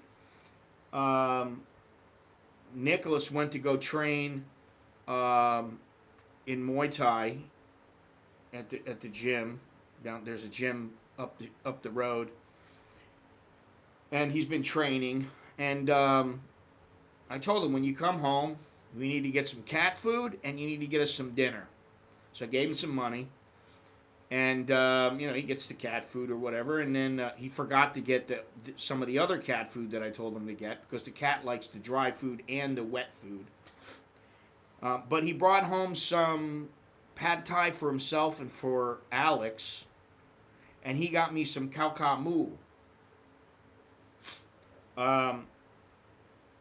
which is very, very good. And they, you know, the place in most places that make that stuff, they've got it down to a science. Okay, and I mean the meat falls apart. You know, it melts in your mouth. So I do like that, but we got that yesterday, and I don't remember how much it cost, but it's somewhere around 150 to 170 baht, something like that. You know, reasonable. And we got plenty of meat. We got all kinds, you know, we got beans, we got rice, we got all kinds of stuff here, but I was too lazy to cook. I didn't want to cook. So you just get something from outside. Now, we may get, the kids, you know, they'll go, listen, I want to get the the Thai omelet from the lady down the street. I'm like, well, I can cook you one, or your mother can cook you one. Yeah, but we just want the lady. She cooks it a certain way that we're used to. We like it, you know. So it really depends. I find banchan to be pretty good here, but I get tired of it very quickly. It's same flavor over and over again, and it's just one thing. So, you spread it out. We don't have it, but maybe once every 6 months. Same with like pizza now. We try not to have any of the food all the time. One thing after another, after another, after another. It's like there's so many different Thai dishes here. If you have not been living in Thailand that long, you can eat a different dish every day, and you won't get tired of what you're eating for quite some time. I mean, at this point, I've pretty much eaten just about everything, and there are things that I like to have. Depends on the mood, you stick with certain dishes. I haven't had pad thai in a couple of months. I really like pad thai, but I've had it so often, it just is not quite, doesn't have quite the same oomph that it used to have, like back in the States. It'd be like, oh, I get to have pad thai. Wow, man. I get to have gayang. Oh, I get to have mu ping. Oh, sticky rice. Wow. Oh, not as big of a deal now. And I think some of it's me, but some of it is just that you get tired of eating at the same place over and over again. Now, we're speaking about cannabis earlier, and I just find the mentality of some of these people to be extremely limited when it comes to what they think about weed. Parents told to keep kids away from pot. I got no problem with that. Right? I don't think that that's a bad thing. Cannabis should be limited to medical purposes only, the chief of the Department of Medical Services said on Monday. Okay, well, that's his opinion. That's all it is. There are many people out there that want to use it for other reasons that have nothing to do with anything aside from maybe their own desire to get high. Director General Samsak Aksil warned against the recreational use of cannabis, especially among young people. Now, I think, if you're 12 years old, you don't need to be smoking pot. For children, cannabis should only be given to treat epilepsy when regular medicines are ineffective. For other medical purposes, cannabis should be used for palliative treatment and for cancer patients who suffer from nausea and vomiting after chemotherapy and do not respond to medication. He warned against the use of cannabis by people under 25 years and for recreational purposes. Now, I don't know, where do they come up with 25? Is that because they think the brain is still developing? Cannabis impacts, this is the thing, they're not really... Cannabis impacts the brain and the nervous system, especially with students whose brains and learning capability are affected. Well, I hate to tell you that everybody's brain who smokes weed is affected. He urged schools, parents, and others to be serious about protecting young people from cannabis use. Okay. Well, young does not necessarily mean 25. The Department of Medical Services emphasized that cannabis should be used for medical purposes only and under doctor supervision. Well, that's not going to happen. We know the pros well, but the cons... Okay, this is what I found interesting. But the cons include addiction and traffic accidents involving drivers under the influence. This already happens in other countries. Really? Side effects include dry throat, palpitations, insomnia, and anxiety, he said. Okay, I guess it depends on the type of weed you're smoking. And also, I just have a problem with this whole addiction thing. Maybe mentally, you can become addicted.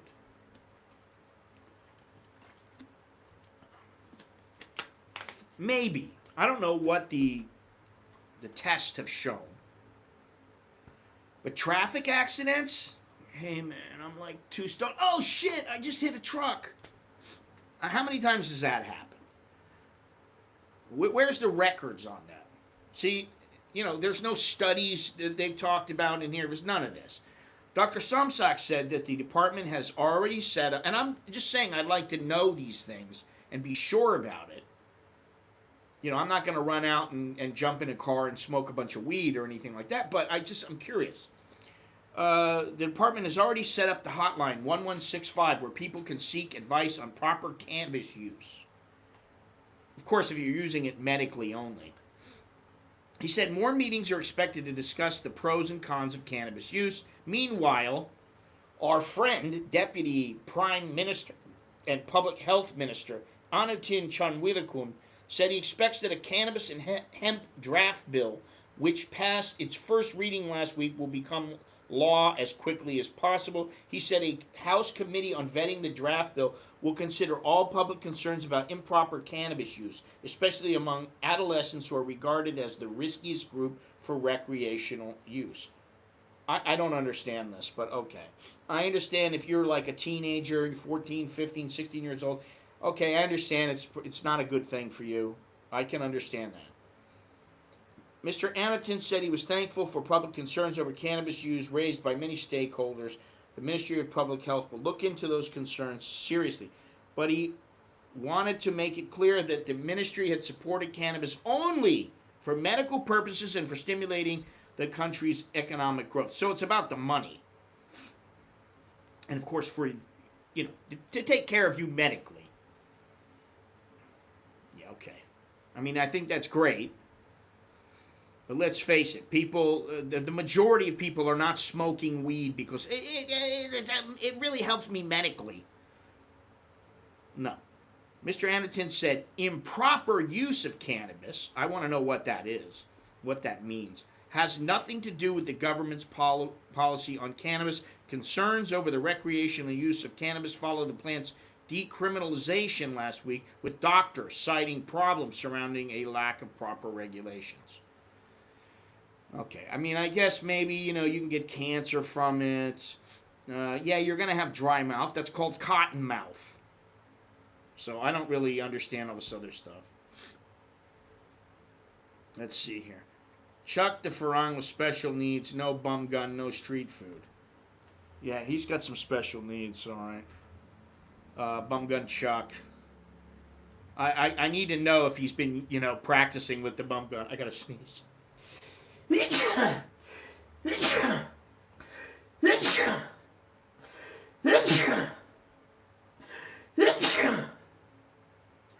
Only 5. Oh, that felt good though. Medical reasons list is very long, but no kids under 20 should not be smoking. But no, kids under 20 should not be smoking. I think that's what you mean. I could have used some after diving in Bangkok. I mean, driving? He even said brain damage, which is completely unproven. Because Hong Tong, or whatever it is called, is better for your body than weed. Well, this is the thing. Of course, alcohol is deeply...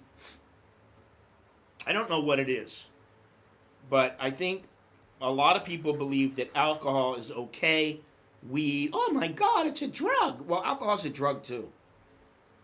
I think both of them need to be used carefully. Seriously. You drink too much, not good for you. You smoke too much weed, maybe you get a little bit lazy, I'm yet to get the great Thailand delicacy, the rap dog. You don't want the rap dog, Dallo, believe me. You don't want the rap god, or the rap dog, or the beef dog, or whatever else they got there. The only thing that I found to my liking was, mildly to my liking, were the cheese fries, which they had that Velveeta cheese on it, and for whatever reason, they used what the hell's that thing called? The blowtorch to further melt the cheese. Meanwhile, kids are running around on motorbikes with no helmets, drunk, smoking ice, but weed is a problem. Yeah. And, and then, it's okay if 8 people are on a little motorbike, because that's, they don't have any other way. Well, that's the problem now, isn't it? Weed doesn't generally create a host of problems. But stupidity, like I don't want to use a helmet and I'm going to go 100 miles an hour racing with my friends, and I've got 18 kids on the back of, they're all joining along with me on the back of a motorbike.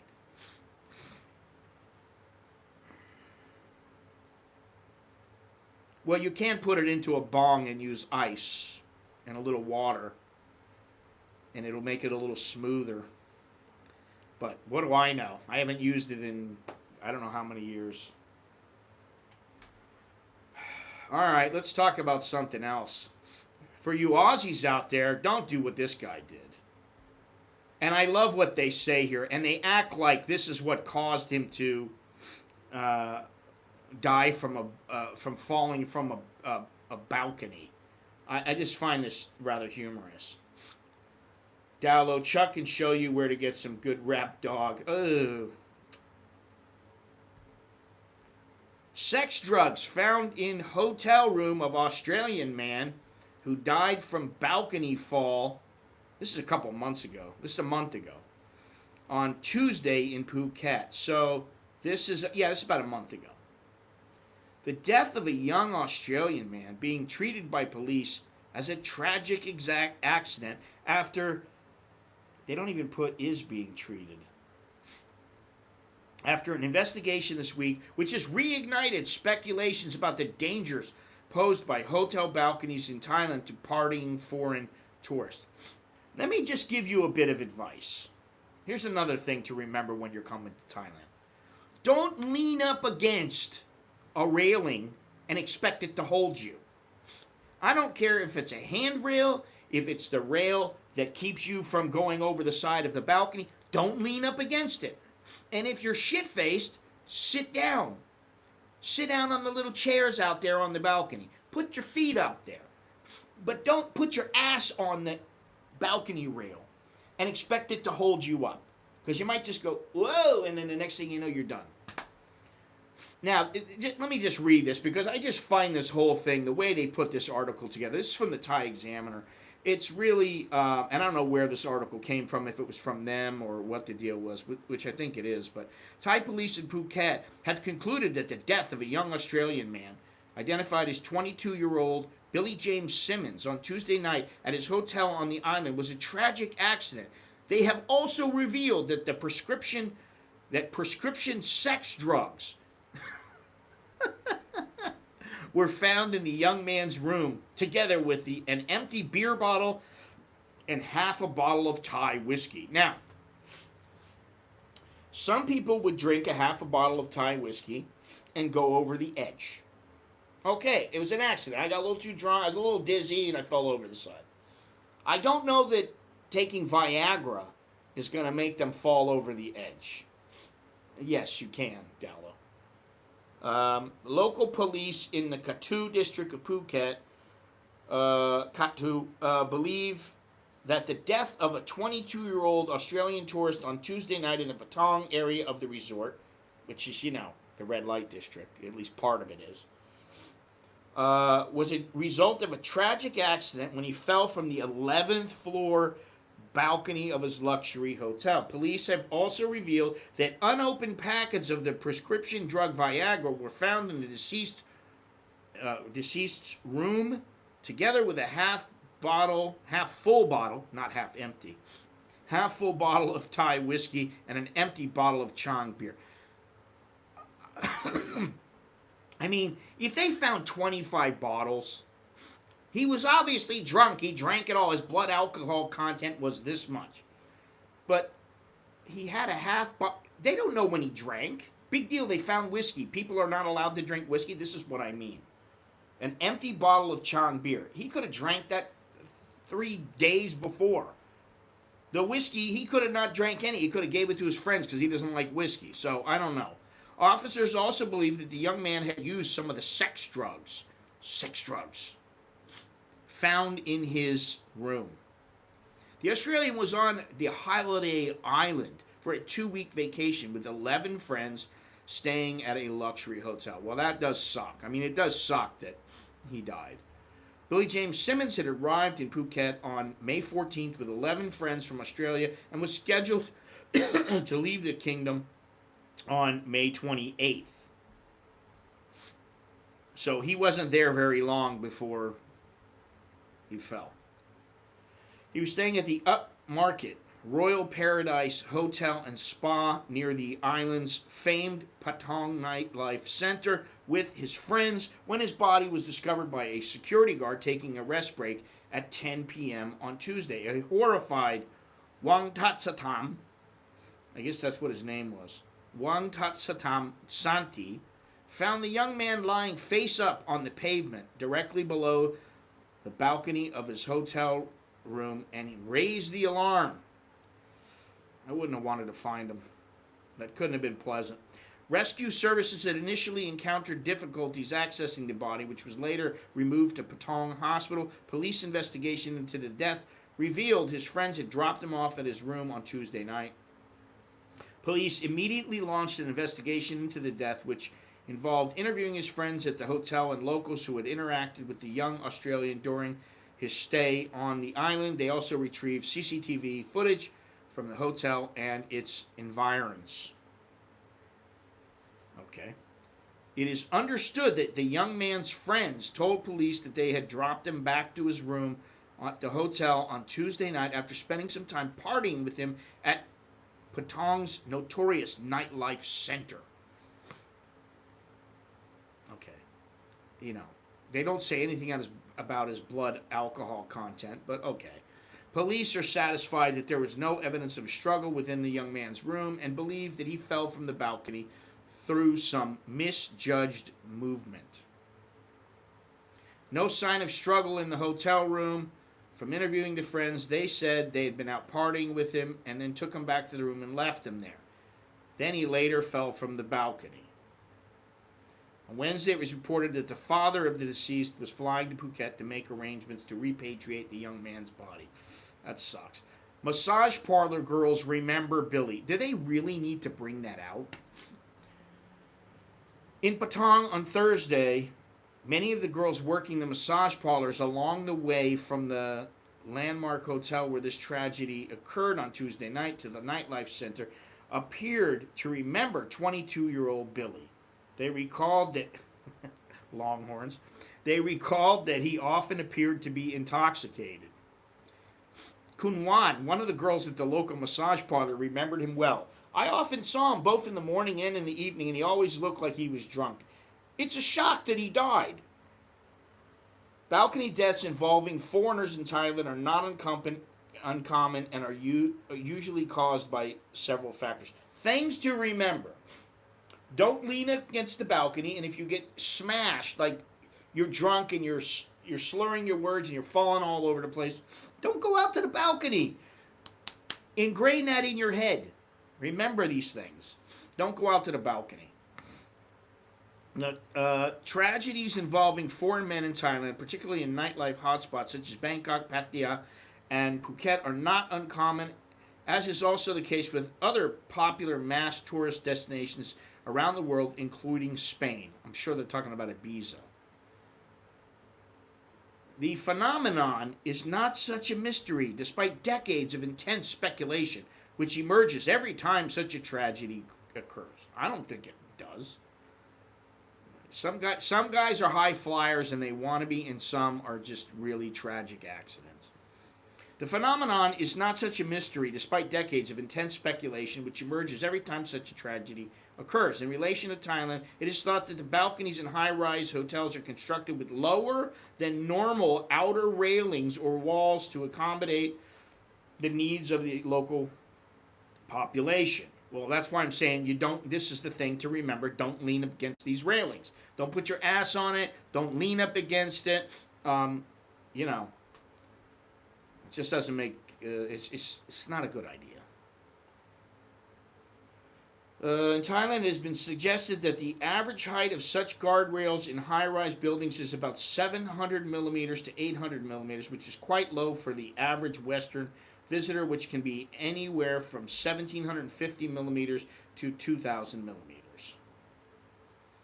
The UK government campaign launched in 2012 aimed at holidaymakers traveling abroad using hotel balconies. This is a long-established phenomenon which led to an official campaign launched in 2012 by the UK's Foreign and Commonwealth Office in conjunction with the ABTA, there's those acronyms that I hate, or Travel Association, encouraging UK holidaymakers to exercise caution concerning balconies when abroad and especially when consuming alcohol. Please use your balcony sensibly and safely to ensure the view you see won't be your last, the campaign urged. Dozens of British holidaymakers die or are severely injured every year as a result of inappropriate behavior on balconies. Is it inappropriate behavior? Is that what you would call it? Inappropriate? I don't know if that's the best way to put it. That word might not be the best word. It's not the most intelligent behavior. Often after having a few drinks or taking drugs, like Viagra. 50% of balcony deaths in Thailand are linked with suicide attempts, while 30% involve foreigners. There are several other factors in such deaths, with an informal survey in 2016 based on 2015 deaths, finding that nearly 50% of cases involve suicides, with 34% of the cases being deemed to be accidents. Patia, bar girl, jumps to her death after a heated row with her foreign boyfriend on her birthday. Austrian dies in a fall from 12th floor in Phuket. Death of 3 Austrian nationals within 48 hours. However, in Thailand, it is noteworthy that 30% of all such deaths are linked with foreigners, in particular Westerners, living in the kingdom, a disproportionately high number given the number of foreigners in the kingdom at any time, even including foreign tourists. Local police sources in Pattaya and Phuket have also linked such deaths and accidents, which also involve Thai nationals, particularly Thai women, with the consumption of alcohol, which is more commonplace among Western foreigners. Say what? So Western foreigners drink more booze than the Thais? Come on. I don't know if that's true, but Jesus Christ, that seems a little bit hard to fathom. Thailand's women, culture, and weather are all factors which lead to more foreigner suicides. How does the weather? Maybe they'll tell me. There is also an increasing prevalence in Thailand of foreign residents in the kingdom committing suicide.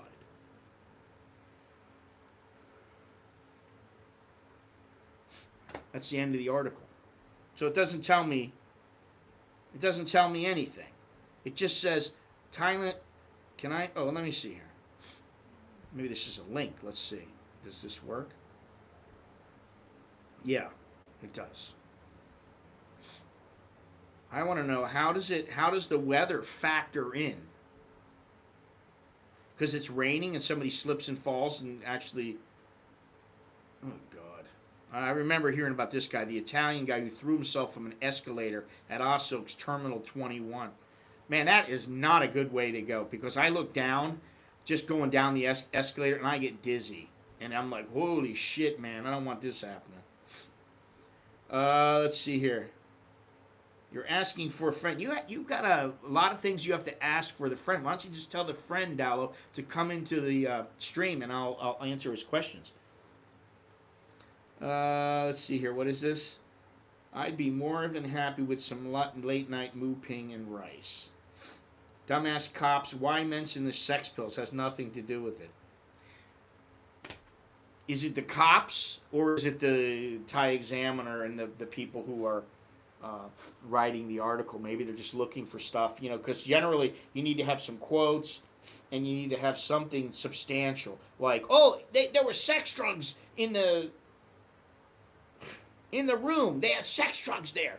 Okay, well, maybe, he wanted to really go at it with this girl and give her a good hard pounding, and he needed that.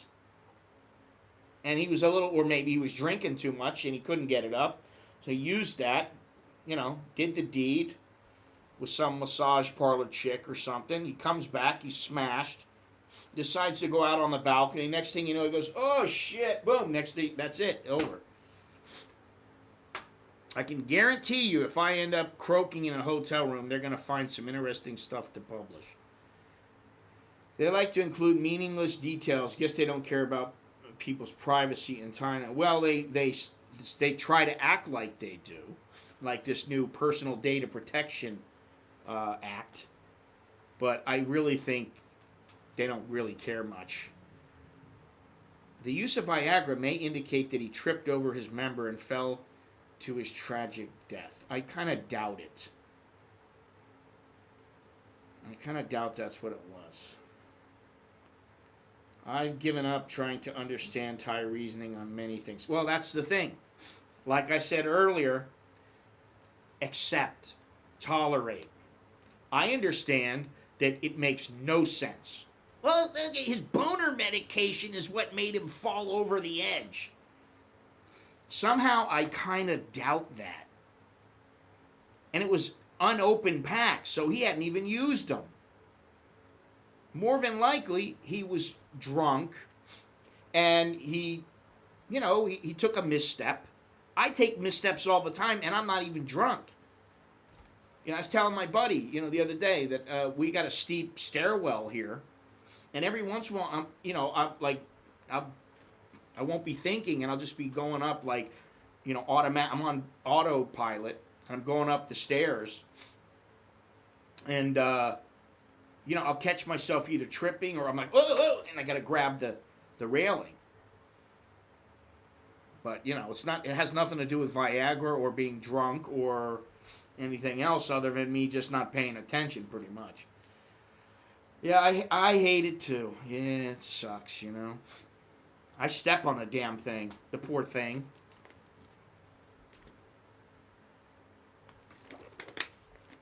Let me see, because I think I got something here. Oh, yeah. Exactly 1 week before, an Italian man also died in public. The bizarre incident, happened at Terminal 21 shopping mall near Asok. I'm glad I wasn't there. An area popular with foreigners in Bangkok. The man was identified as 44-year-old Federico Mastrello.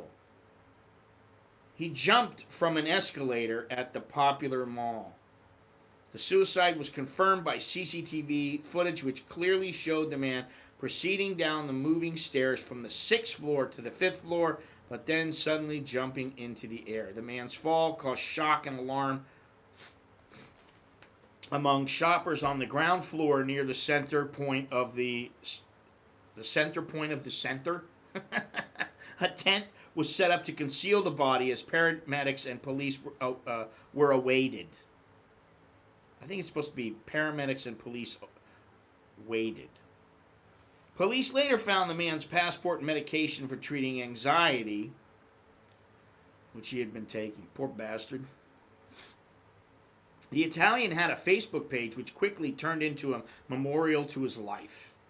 Among those posting on the page was a Canadian man who lives in Bangkok and who was at the shopping center when the tragedy occurred. I don't know you, but I was right there at the mall when it happened. Sorry and condolences to his family and friends. A sad ending. May you find peace, R.I.P. It appears that the Italian man was well liked and was an artist and a poet.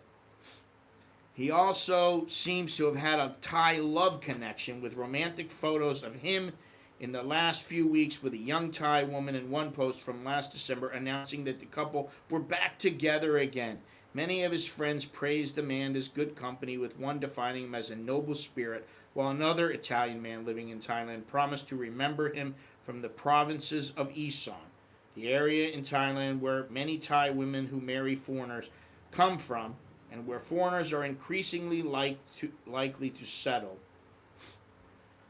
seeking an alternative life within Thailand and Thai culture. These are not isolated incidents. There's a clear pattern in the last few decades of Western men committing suicide in Thailand at quite an alarming rate. The endless reports of foreigners throwing themselves off balconies or meeting other sudden ends have even prompted a bizarre but highly successful website called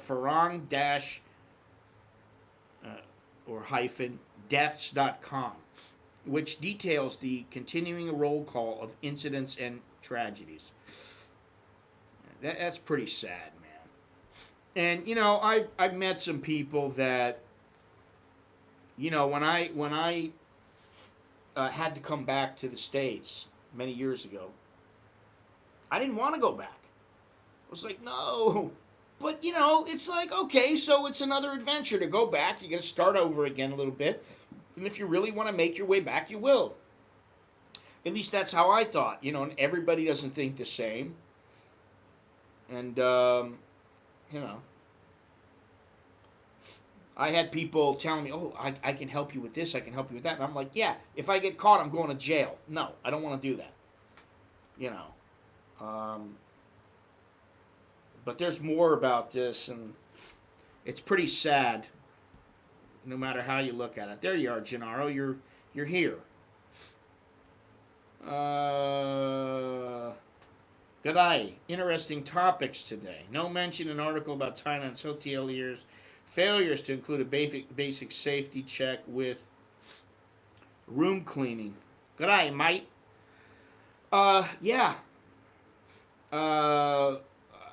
That's the other thing is that obviously there are some places that, how can we say, the concrete is a little crumbly. It's not all that strong. It's, it's meant to be able to hold somebody from falling over. Now, if it's too short and you got some guy who's 6'4", obviously that's not going to work very well. So maybe they need to get, and think about the cost involved to raise all the railings everywhere. My buddy, the one who's moving to Gennaro, come back. Thank you very much. Choke D to you, I appreciate that. But he's got a place. He's so happy. He was so happy to move to the place. He got a better place, and he lived there for a couple of years, and then things started going a little bit bad at the place, and so he finally moved over to another place. But the old place, it was one of those places where you just went down the escalator. There were no stairs. Well, there were stairs, but they were on the outside.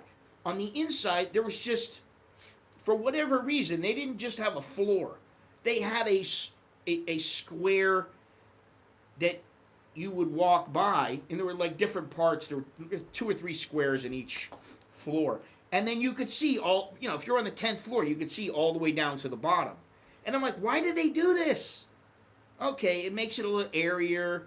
Maybe it makes it cooler. Okay, I understand that. But there's no railing. Most people who, if they're really committed, they're going to be able to fall over the side. They can jump over the sides. Just like they can jump into crocodile pits. How many times does that happen? Numerous. Like 3 or 4. But he's got a place like that. Now the place he lives, it doesn't have anything like that. But I'll tell you what, there are a lot of places, and I had a place many years ago. I forgot all about this until right now, but I had a place many years ago. It was probably the nicest apartment I've ever lived in my life. And it was about, with everything, it was about 50,000 baht. It was like $1,500 a month with the electricity and the phone and everything else. And the window in the bedroom, I had 2 bedrooms, and the windows in the bedroom, if you open them up and you were to like lean out, if you leaned out too far, you could fall over and you would die. That would be it. You'd fall out of the window. There was nothing to stop you. It wasn't like the window was set back and there was a ledge. There was no ledge. Many of those rooms also have ridges at the doorway to prevent the rain from coming in. Easy to trip over.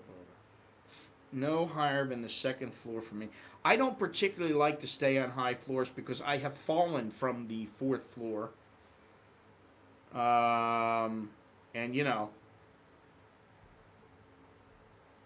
yeah, I had a phone in my room. Actually, I had two phone lines. One was for my phone, which I didn't use all that much. I don't think I even had a mobile phone then. And the other one was the phone line for a modem, so I could be on the internet and I wouldn't get disconnected every time somebody called, even though not that many people were calling me. You know, that was pretty weird. And I spent way too much money on that place, man. It was, I mean, I thought I was, living it up. It was a great place and all that kind of stuff. But bottom line, it was all right, Could have got a nicer place probably, but whatever. You live and learn. All right, let me finish this one up here. Let's finish this article here. I still don't see anything about the weather having anything to do with it. 2 glaring public suicides involving Western men this week, in addition to the ongoing reports of falls from balconies and tragic endings in hotel or apartment bedrooms that are now common news stories in Thailand, make it time to look at just why so many foreigners make the call to end their lives in Thailand. A simple answer is that it is the corresponding low to the high that many enjoy when they first visit and encounter Thailand, and quite a lucky few continue to experience in a country that can either be a paradise to live in or a nightmare depending on your life choices. Now that may be true, yeah. 2 suicides committed by Western men. Okay, these are the ones that I was talking about. On Thursday, there came reports of a Western man killed by a bus in the Pranakon area of the city. From reports of the scene and the testimony of the bus conductor, Thai police heard that the man had walked out into the road and laid himself down horizontally before the oncoming bus in what was clearly suicide. Police reported that the man had no identification on him, was wearing short pants and a t-shirt, and had €200 in cash in his possession. The bus driver suffered the trauma of seeing the man killed by his bus, as there was no way to stop the vehicle in time. The man's body was crushed and fatally injured by the rear wheel of the large vehicle. The man had lowered himself onto the road only 2 meters from the oncoming bus. Eyewitness reports collected by the Thai police indicated that the man had earlier tried to kill himself by throwing himself in the way of oncoming cars. But his attempts failed when the cars changed directions or swerved in order to avoid impacting the crazed man on the road. Yeah, don't do that if you come here. If you ever move here and you feel like doing that, get in touch with me. All right? I'll set you straight. At least I'll try. I mean, that's a horrible way to go. I'll tell you that right now. Think about it. In a bus running over you, squeezing your guts out, making you shit all over the place? No, thank you. I mean, really. It's, or, just jumping from the 6th floor of the Terminal 20. What about all the people that had to see that? Or that were hit by who knows what? It's terrible, really. It's horrible. Not to mention that that's not the answer. And, my girlfriend broke up with me, and I don't know what I'm going to do for the rest of my life now because she left me, and yada, yada, yada. That is just not, I don't even know how to, I'm not a medical professional, but, at least maybe get yourself to some place that can help you. Make a phone call or whatever. Cultural divides at the heart of the high number of suicides, involving foreigners in Thailand. The reasons for the suicides are varied, but all have one thing in common: the huge difference in culture and lifestyle which draws Western foreigners to Thailand in the first place. At the surface, these suicidal acts relate to a range of reasons, from love affairs that go wrong. All right, so, really, if you can get in one love affair, you can get in another. Or you can just have a fling or whatever it might be, but go on to the next one. Take your chances, really. There's no reason to kill yourself over some fucking chick.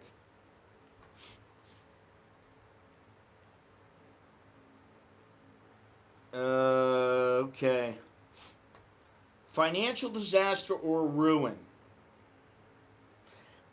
I hearken back to the movie Gone with the Wind. Yes, I'll build Tara again. Because tomorrow is another day. And, I understand it sucks. And I've had my share of ups and downs, believe me, in life. But once you end it, that's it. It's over. And it's not fair to the people around you and to your loved ones, really. And life just goes on. It doesn't make a difference, really, to a lot of people. It's not like you changed the world because you killed yourself. Look at Hemingway. People don't give a shit he killed himself. It's sad. It really is. Or Hunter Thompson. People, there are people, of course they care. But life keeps going on. That's the bottom line. There you go. Okay, so where are we here? Financial disaster or ruin. Problems with being able to stay in Thailand, such as an inability to renew visas. Yeah, and simply old age or ill health. Now, when it comes to old age and ill health, what do you do when you're in such intense pain? There was a time when I was in so much pain for a couple of months, and that was when I fell from the 4th floor. I was thinking, man, I can't live this way. I can't live in this pain all my life. It hurts too much. And, that's what drugs were for. The legal kind, pharmaceutical kind.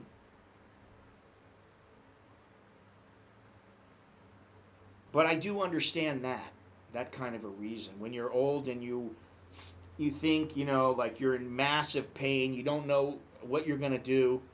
It's going to cost you an arm and a leg to get halfway well, and you're still going to be miserable.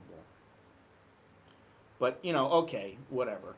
The problems are often amplified by drug abuse, which is popular in certain proportion of foreigners who come to Thailand. Yeah, I don't know, but I would say that's probably a pretty small portion. Many foreigners come to Thailand for Thai wives and love. Some do not find happiness. When it comes to love and love affairs with Thai women, the stories and circumstances are endless but quite predictable. The Western concept of romantic and courtly love is not altogether compatible with the Thailand tradition of love and relationships, which places an emphasis on sound financial basis for marriage and a creation of a family. Well, that's true.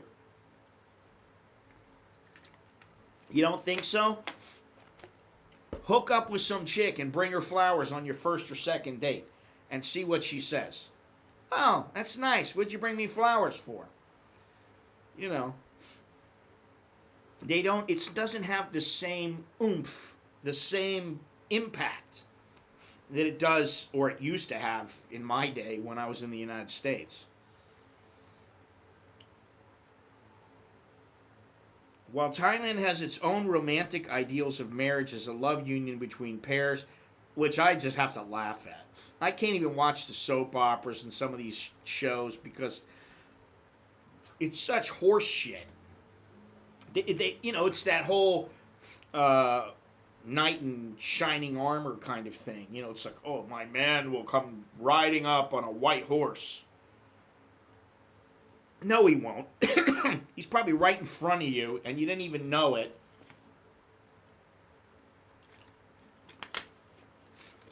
Constant misunderstandings. Well, wait a minute. Let's see here. Has its own romantic ideals of marriage as love union between pairs. It very much depends on the compatibility of the two people. Since when doesn't it? That's why there's so many divorces. People are not compatible, yet they get together because, they like boning each other for a while. And then they go, all right, well, I still like it, but not enough to stay together with the person. Constant misunderstandings based on differences of culture and expectations can produce disastrous outcomes. There's that word, expectations. And the word misunderstanding, that's something else. When I first came here, I noticed I had all kinds of misunderstandings with not only Thai women, but guys, like guys that I was dealing with in business or whatever. Like when I'm going on tour or I'm going to go for a ride or whatever it is like that. And it was because I didn't speak English. And, there was this misconception. Think about it. You're in the back of a taxi and you're talking on the phone. And you go, fuck me, if you ever do that. And sometimes the Thai guys get pissed off. They think you're talking to them. They're like, what? What'd you say? That kind of misunderstanding, that happens in Thailand quite a bit. And that's why I say at least learn to speak a few words of Thai before you come here. Any country that I go to, I try to know at least a few words. For me, I like to get like a dozen words in the bank, and then that way I got a little something to make somebody smile, make somebody stop, make somebody go, oh, learn how to say I don't understand you, or I don't speak the language. Which, my wife put together some videos. She didn't really put them together. She just shot some videos in Vietnam. And I have a couple that I'll probably put up. But one that I put up, and it hasn't gone live yet, she's getting onto a bus. And she says to the guy, can I go on the bus? The guy goes, come on. So she gets in, and he starts speaking in Vietnamese to her. And she just goes, I'm sorry, I don't speak the language. And then she goes, can I go? And he goes, and she goes, I have to go up? And he says, yes. Up? I go up on the top of the bus? Yes. All right, get up there. But, she's trying to speak to him. So there's always that miscommunication or that problem of communicating when you don't speak the language. And here, for guys, especially if they're in that's why I say don't get seriously involved with a chick if you haven't been here for at least a year or two, and you don't speak any of the language. Why would you get involved with somebody? Because you're going to have problems. She's going to have to be a very patient, understanding girl, and you're going to be somebody dedicated to figuring out how to get across what you want to say, and also learning each other's languages in order to make it work. Many foreigners come to Thailand. Okay, I already read that. Constant misunderstandings based on differences in cultures, disastrous outcomes. It can also simply involve bad character traits or often outright bad people on both sides of the relationship. How many times have you heard about some Thai guy, some Thai girl with a guy, and the guy's always beating the shit out of her? He's from some other country. And she wants to get away from him, but I love him, and blah, blah, blah. It's the same thing as she would get in some relationships with a Thai guy, All right, let me read this here. How many of those suicides were the result of finding out the woman that they fell in love was actually a toy? Somehow, Jim, I don't think it's that many. Bring them Dorian on the first date and she'll do anything. Michael Chai, this was my favorite phrase. Well, it's better to say I don't understand than to keep talking and saying you understand. Sometimes I don't understand what somebody is saying because they're speaking too quickly, but I get the gist of the conversation. And if I figure it's something that's not overly important and I get the gist of the conversation, I can refine the conversation to head in the direction that I want it to go. To where everything is crystal clear, or I just take it as what it is because it's not that important. But if it's something really important, like if you're going to court, you damn sure better either speak the language or have somebody there that's going to translate for you. No woman will ever make me suicidal, constant pain daily with little relief. I'll probably think about it. Yeah. There's definitely an overuse of the slide whistle on Thai TV, even on serious subjects. All right, let me continue here.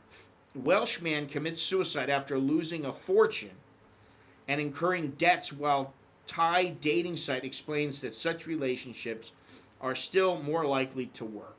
Listen, I don't have great faith in online dating. I'm sorry.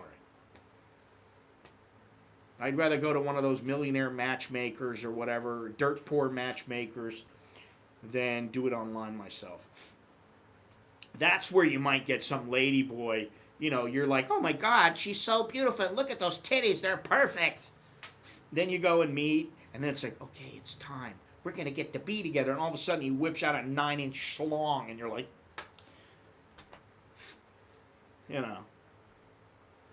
Welshman, all right, blah, blah, blah. Welshman committed suicide last year in Thailand when he discovered that his newly married Thai wife had squandered his life savings with which he had moved to Thailand with, burning his boats behind him. All right, why would you give access to all your funds to your wife? Generally, the way that it's, in my opinion, the way that I was raised and the way that I've always thought about it is, there's our money that you can draw upon and pay bills from. There's her own money, and there's my own money. Why would you give access to a woman? Oh, because I love her. Yeah, okay, great. And let's face it, some of these guys, and if you've seen that movie, what was the name of it? The one with the Ted and the guy who was a bar girl and he met her and he fell in love. He sold everything and he bought her a farm and she was a pig farmer and he was going to be a pig farmer and all he did was sit around drinking all day, but he spent all his money and he had nothing left. Why would you do that? He knew her for what? Like 2 weeks when he was in town? And then he went back, oh baby, I miss you. What? Why would you give her access to all your funds? How stupid are you? She burned his boats behind him. Additionally, she had run up debts against the property that they lived in. The man also was dismayed to find out she had another lover, an old Thai boyfriend. Okay, it's bad. That's bad. Yeah, well. To a certain extent, but not all the way. He killed himself quietly one evening outside the condominium building where he was still living with his Thai wife. The international Thai dating site Thai Love Lines has an extensive news center with experts explaining the sort of problems and circumstances that can lead to disaster for Western men coming to Thailand in search of love. However, as they point out, over 87% of these relationships are hugely successful, with divorce rates far below Western and Thai averages. I don't know that I believe that. I guess it depends on how committed the people are to each other. I mean, really, it would have been easy for my wife to go, well, I've had enough, I'm leaving. It would have been easy for me. I could have been, hey, you know what? Enough. I can get other girls, I can do this, it's very easy. If you really want to walk away, you can walk away. If you really want to stay, you can stay. How committed are you to one another? And you never know with some girl that you barely know her. That's why I say take your time. Nobody listens to me. Frenchman and Thai wife commits suicide in Thailand. Jesus Christ. Norwegian man found hanging from the top of his 23-story building in Pattaya. That was a suicide. Young and middle-aged Westerners cannot bear to return to the West from idyllic Thai life. Well, I do understand that. And, I often say, I'll never go back to America. Well, there are a couple ways that I would go back. If I absolutely had to, I would. And also, if it meant me taking care of or being around my mother and father, I would go back. But, like just because, oh, well, I think I'm going to take off and go, I think I want to live in Missouri. No, I don't think so. It's not going to happen. Well, thank you, Gennaro. I hope we're getting plenty of stories from everywhere. Do any girls online use a real photo? Listen, you know what? I've seen some things online. I am so shocked at how scandalous some women are. And you know what? The thing is that I'm a guy and I look at all the females. But I'm sure that there are guys who are just scandalous, and there is a large number of them. So I don't want to sound sexist or misogynistic or anything like that. But it ain't like it used to be. I'll tell you that right now. And that's why there's part of me that, like, I do love being married, you know, and if something were to happen to me or to my relationship or whatever, yeah, it would suck. Because, you know, I've been with my wife for a long time. Um, but am I going to throw myself off the roof with a rope around my neck? Fuck no. There are stories of young men from Western countries who simply cannot bear the thought of returning back to life in the West. There are now 4 or 5 separate incidences of young men killing themselves by throwing themselves off a balcony at Thailand's Suvarnabhumi airport. Ugh. Authorities have recently announced a new barrier to prevent such incidents. In one case, an Irishman told police after his first suicide attempt he did not have enough money to pay for his flight home to Ireland. He later completed his suicide mission when police allowed him a cigarette break from a detention. Oh, that's pretty smart. To many foreigners, particularly young Westerners, the lifestyle in Thailand is particularly idyllic. You know, maybe that's why I'm a little. How do I say it? I don't view Thailand as this place of this, oh my God, it's the most exotic, wonderful place in the world. Because I've gone through that phase. And slowly but surely, if you're sharp and if you have your eyes open and you're not looking through rose tinted glasses, you realize this is Thai people are just like Westerners in many ways. There are good people, bad people. There are people who do good things all the time and do bad things every once in a while. That's why anytime a girl says, oh, I'm a good girl, I'm like, yeah, okay, sure you are. Okay. Why do you have to say that? You know, if I wanted, I can go, well, I'm a really good guy. I think I am, but, you know, what does that matter to somebody else? Why would they believe me? Why would, oh, yeah, I believe him right away. He's such a great guy. What a catch he is. He's a great guy. And a girl says, oh, I'm such a good girl. No, I'm a virgin. A virgin. I'm a virgin. Yeah, okay, sure you are, honey. You know, you just going to believe somebody? You're going to be that gullible? Put the time in, damn it. Listen to me for once. For all those who aren't listening. To many foreigners, okay, it is a combination of the sunshine. Well, I got sunshine in Florida and California. Low-cost environment. All right, you don't have that there. Although Florida is okay, I guess. And unique culture. Well, Florida has its own culture. But I will say that this place is much different, including smiling and often loving Thai women. That becomes to many a matter of life or death. And that is true. You think about it. There's a lot of people who they just can't stand the thought of what happened to my water, damn it. Oh. They can't stand the thought of going back. You know, how about, and listen, when I went back the first time, I was bummed, man. I'm like, son of a bitch. And I looked around. You know where I went? Seattle.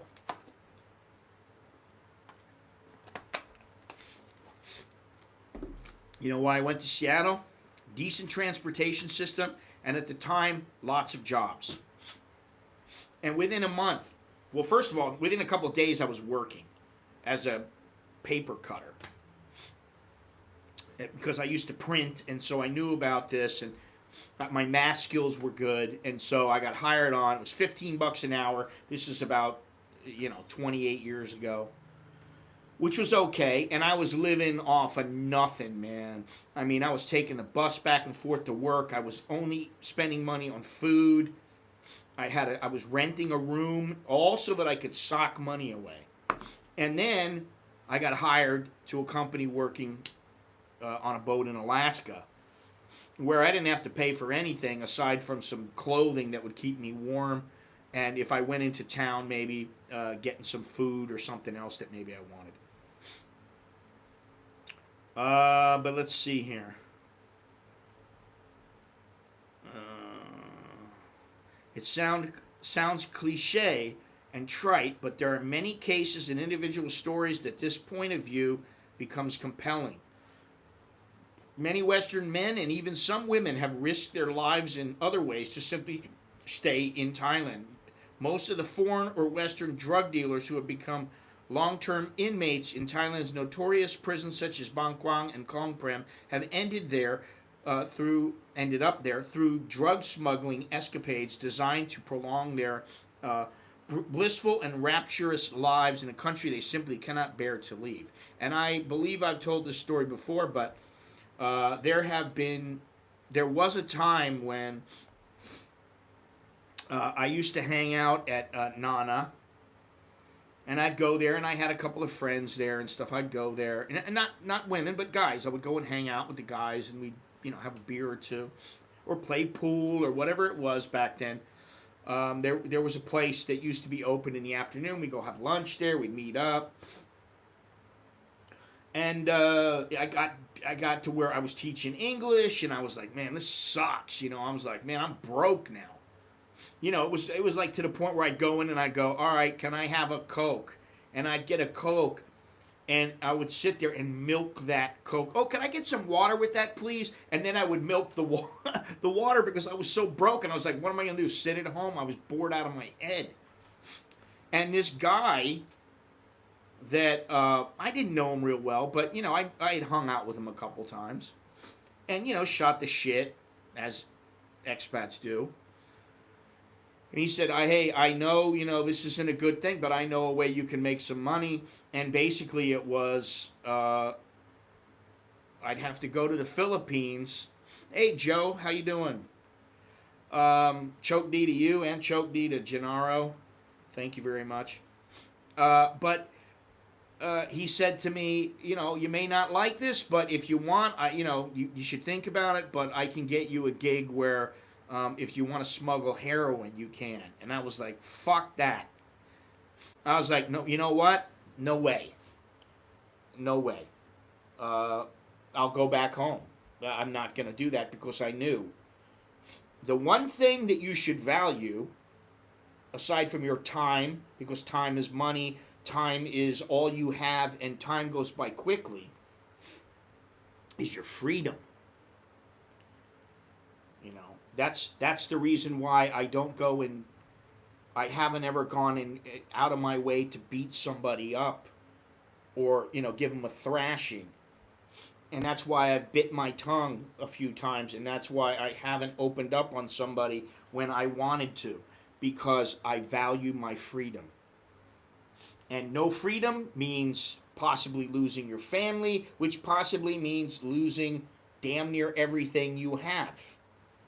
So those things are very important, time, money, time, money, and freedom. So I was like, nah, that's not something I'm going to do, but I always remember that.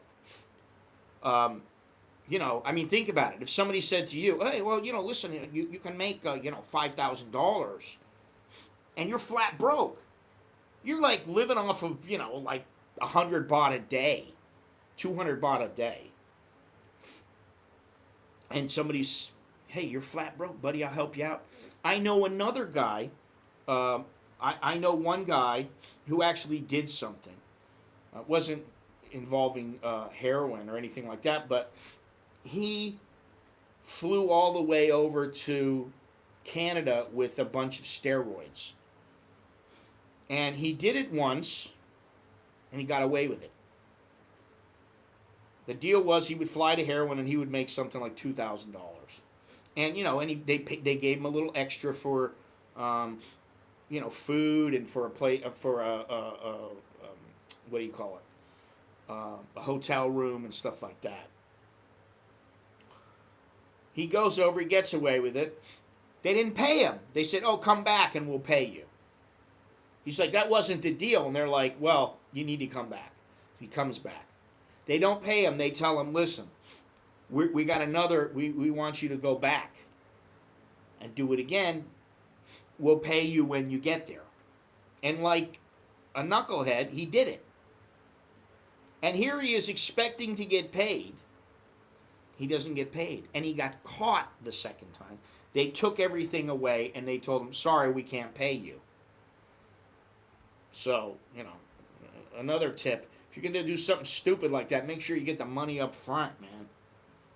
You know, and he admits now that was, you know, because I still talk to the guy.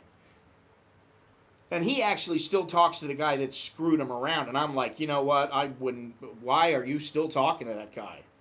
He's like, well, we were both in a bad way and blah, blah, blah. You know, and I'm like, that does not cut it. It just doesn't cut it. You know, it's too much.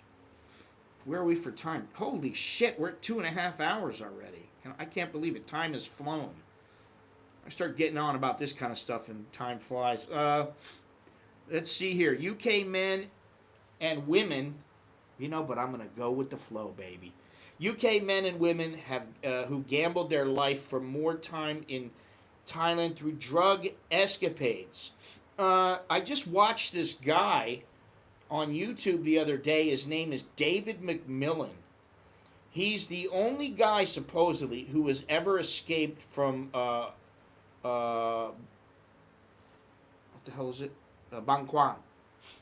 He's the only guy who's ever escaped from Bangkok prison and got away with it.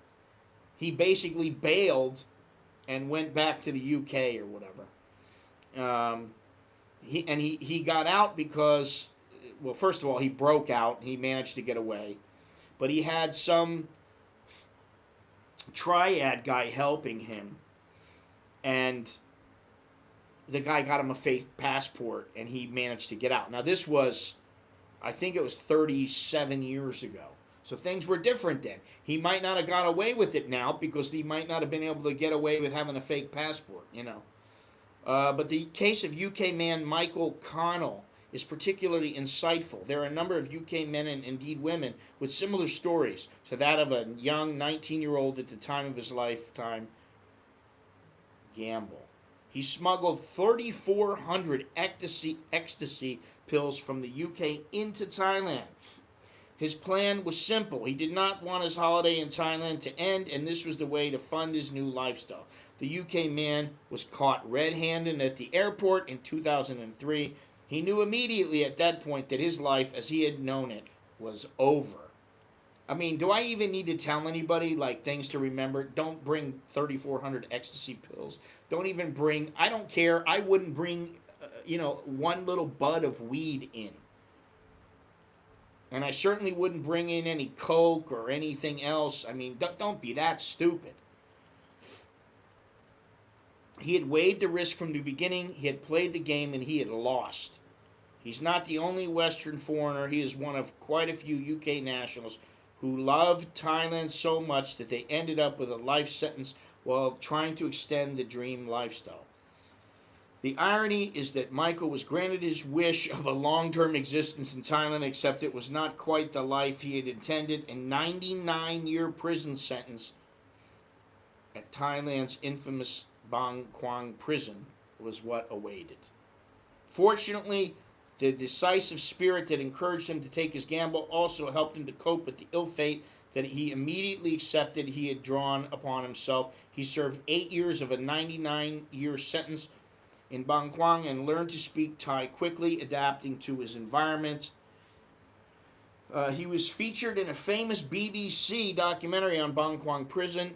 For many UK viewers, his story stood out and his attitude impressed.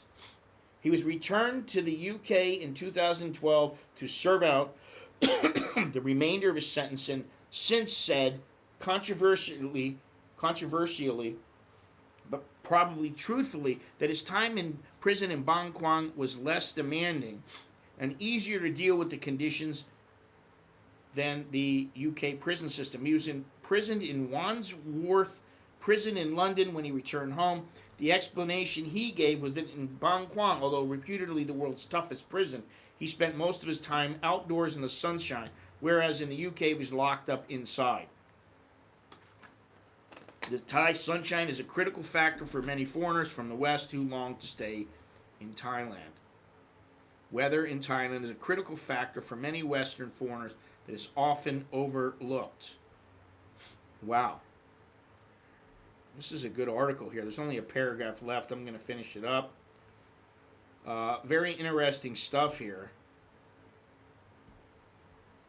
When asked in the BBC documentary, he gave a clear insight into the thinking of many younger and middle-aged men who simply have fallen in love with Thailand and a lifestyle in the land of smiles. Now, I have to stop.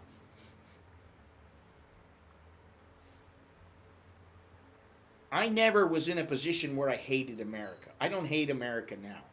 I hate some of the things that I see going on in America, but that doesn't mean that I would feel that way if I was to live there. That's why if I had to live there, I would live there and I would make the most of it. It may not be Thailand, but if you are determined enough and sharp enough and lucky enough, you can end up in a place that is similar or that will give you a similar feeling, whether it's in the United States or Costa Rica, Ecuador, wherever it might be. So I don't say that Thailand is the only answer for people because I don't believe it is. And when you say, I have fallen in love with Thailand, I've fallen in and out of love with Thailand. I have a love for Thailand. I love the people. I love the atmosphere. I love the vibe, you know. I love the laid-back attitude of the people. But that doesn't mean I love it enough to go to prison. You know, how many of you really love it enough to go to prison? I'm going to take a chance and go to prison. He says, I just came for a holiday and enjoyed it so much that when I was leaving, I was heartbroken to go. The culture, the people, all dead friendly, but mainly the weather. I think in the UK, it doesn't happen very often. And I can say that I understand being heartbroken to leave. And I've said this before. I remember leaving before I lived here. When I was coming over, I was the happiest guy. What a wonderful thing. I'm going to Thailand. Oh my God, I can't believe it. Woohoo, I'm going to be there soon. Yeah, baby. This is what life's all about. I'm going to go on an adventure. Yada, yada, yada. Right? I jump on the plane. Depression would hit. Oh my God, I've got to leave here? I can't believe. Remember that girl? Remember when I went out that one night with my buddies that I met when I was, doing this or doing that? Oh my God, I've got to go back home. Then I would turn on some music. And I would hear the music and I'd go, oh my God. This song, it just really... I'd hear some song that I had heard being played in Thailand. And I'd go, oh, son of a bitch. And I'd get back and then I'd be like, all right, well, it's... real life starts to settle in again. Because you're on a holiday. You're on a holiday, you meet a girl here, you're like, oh my God, she's so beautiful, she's the best thing. She's Thai and she's wonderful, and she's not like all the girls back home. And then you're like, I gotta leave you, baby. And she goes to the airport with you and she's crying. She even gives you a kiss goodbye, even though Thai culture says no kissing. And you're like, this girl is special. You get on the plane and all you're thinking about is, whatever her name is. You get back. And then you're like, shit, I got to go to work tomorrow. Then you get back to work. How was everything? Yeah, man, good time, really good time. I met this girl. All right, you got to get over there and start on this project we got over there. We got to get on it right away, okay? Yeah, okay. At lunch, you're eating your food.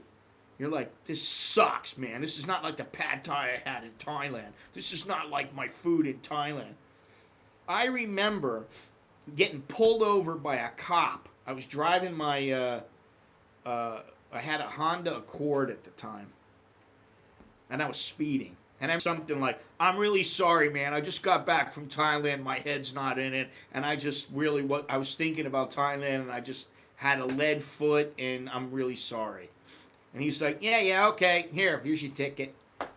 It wasn't one of those things where, this female police officer came up and she goes, oh, he's so cute, I'm going to let him go. Or the guy was in a great mood and he's like, listen, buddy, I've been there, I understand. Go ahead, get out of here. No. It's like, here's your ticket.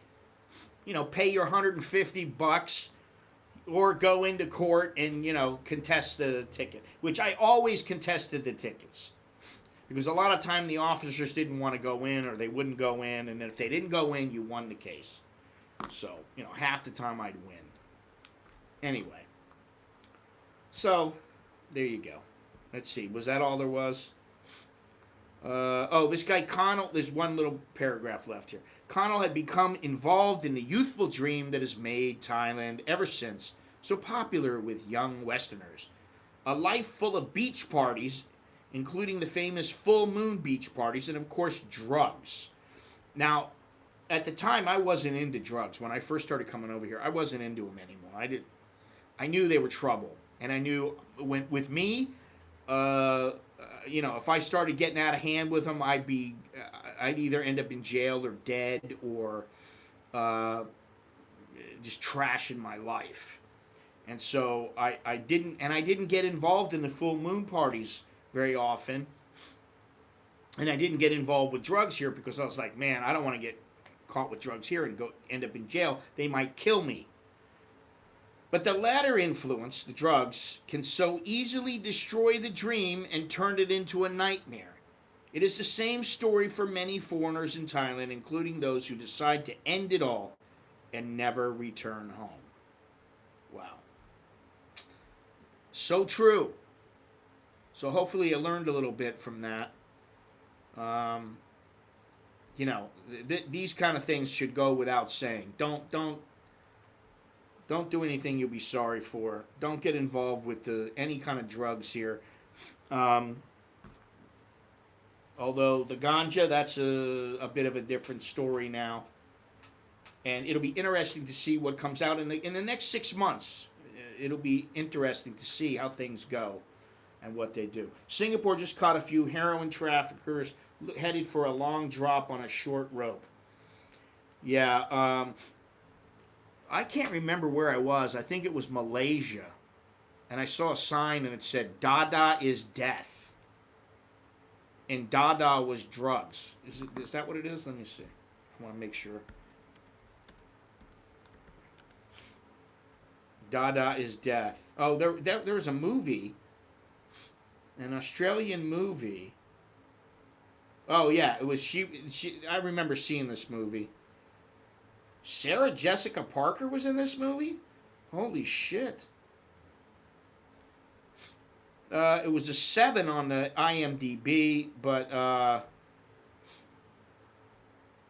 and there was a CBS miniseries about this Australian Kevin Barlow who was hanged in Malaysia. And I remember seeing that sign in Malaysia, Dada is death. And if that doesn't strike fear in you, I don't know what does. I mean, for me, I don't want to get shot by some group of police or whatever they are. I don't want to be hung. I don't want all those things. All so I can get involved in some of that shit. So, anyway, thank you very much, everybody, for joining me. I think we're just about done. We went a bit long. Surprise, surprise. I'd appreciate it if you would leave a thumbs up, you would subscribe, and you would maybe even consider joining as a member of my YouTube channel. Or you can go down below there. There's all kinds of ways that you can help. You can get yourself some merch. You can get yourself a shirt, an American in Bangkok shirt. You can get your I Don't Hate People shirt, your Wake Up Chowderhead shirt. There's all kinds of stuff that's available there. You can do that.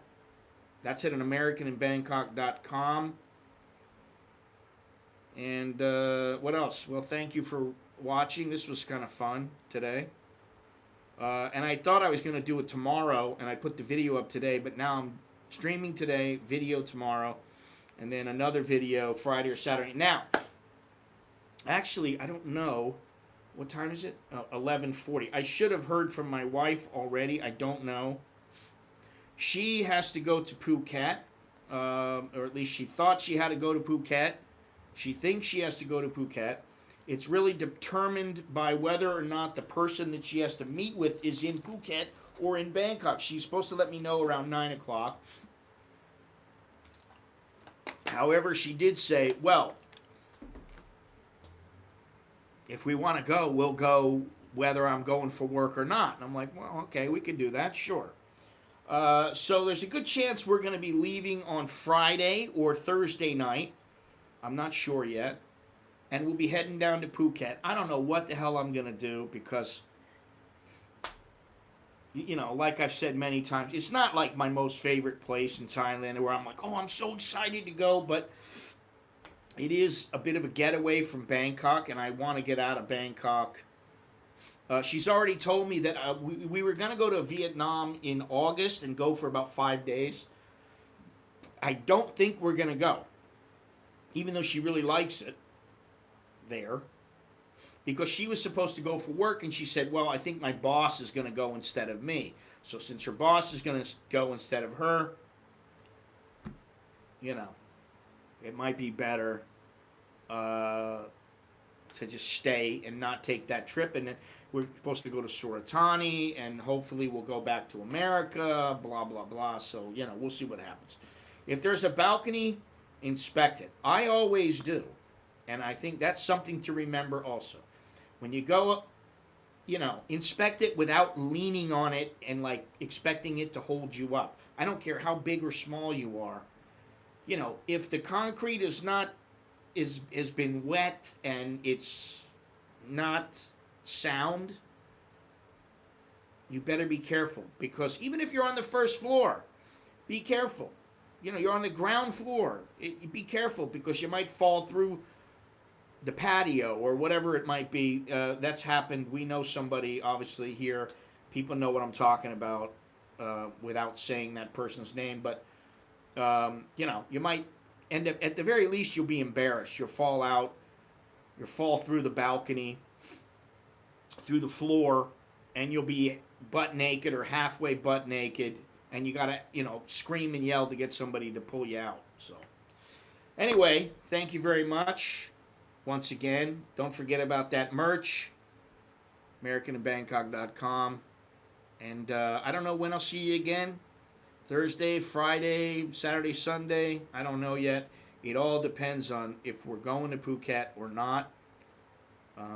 So, thank you. That is all. Until next time, I'm Scott. I'm an American in Bangkok. Chok di leo Jokan mai. That's good luck, and see you later, alligator.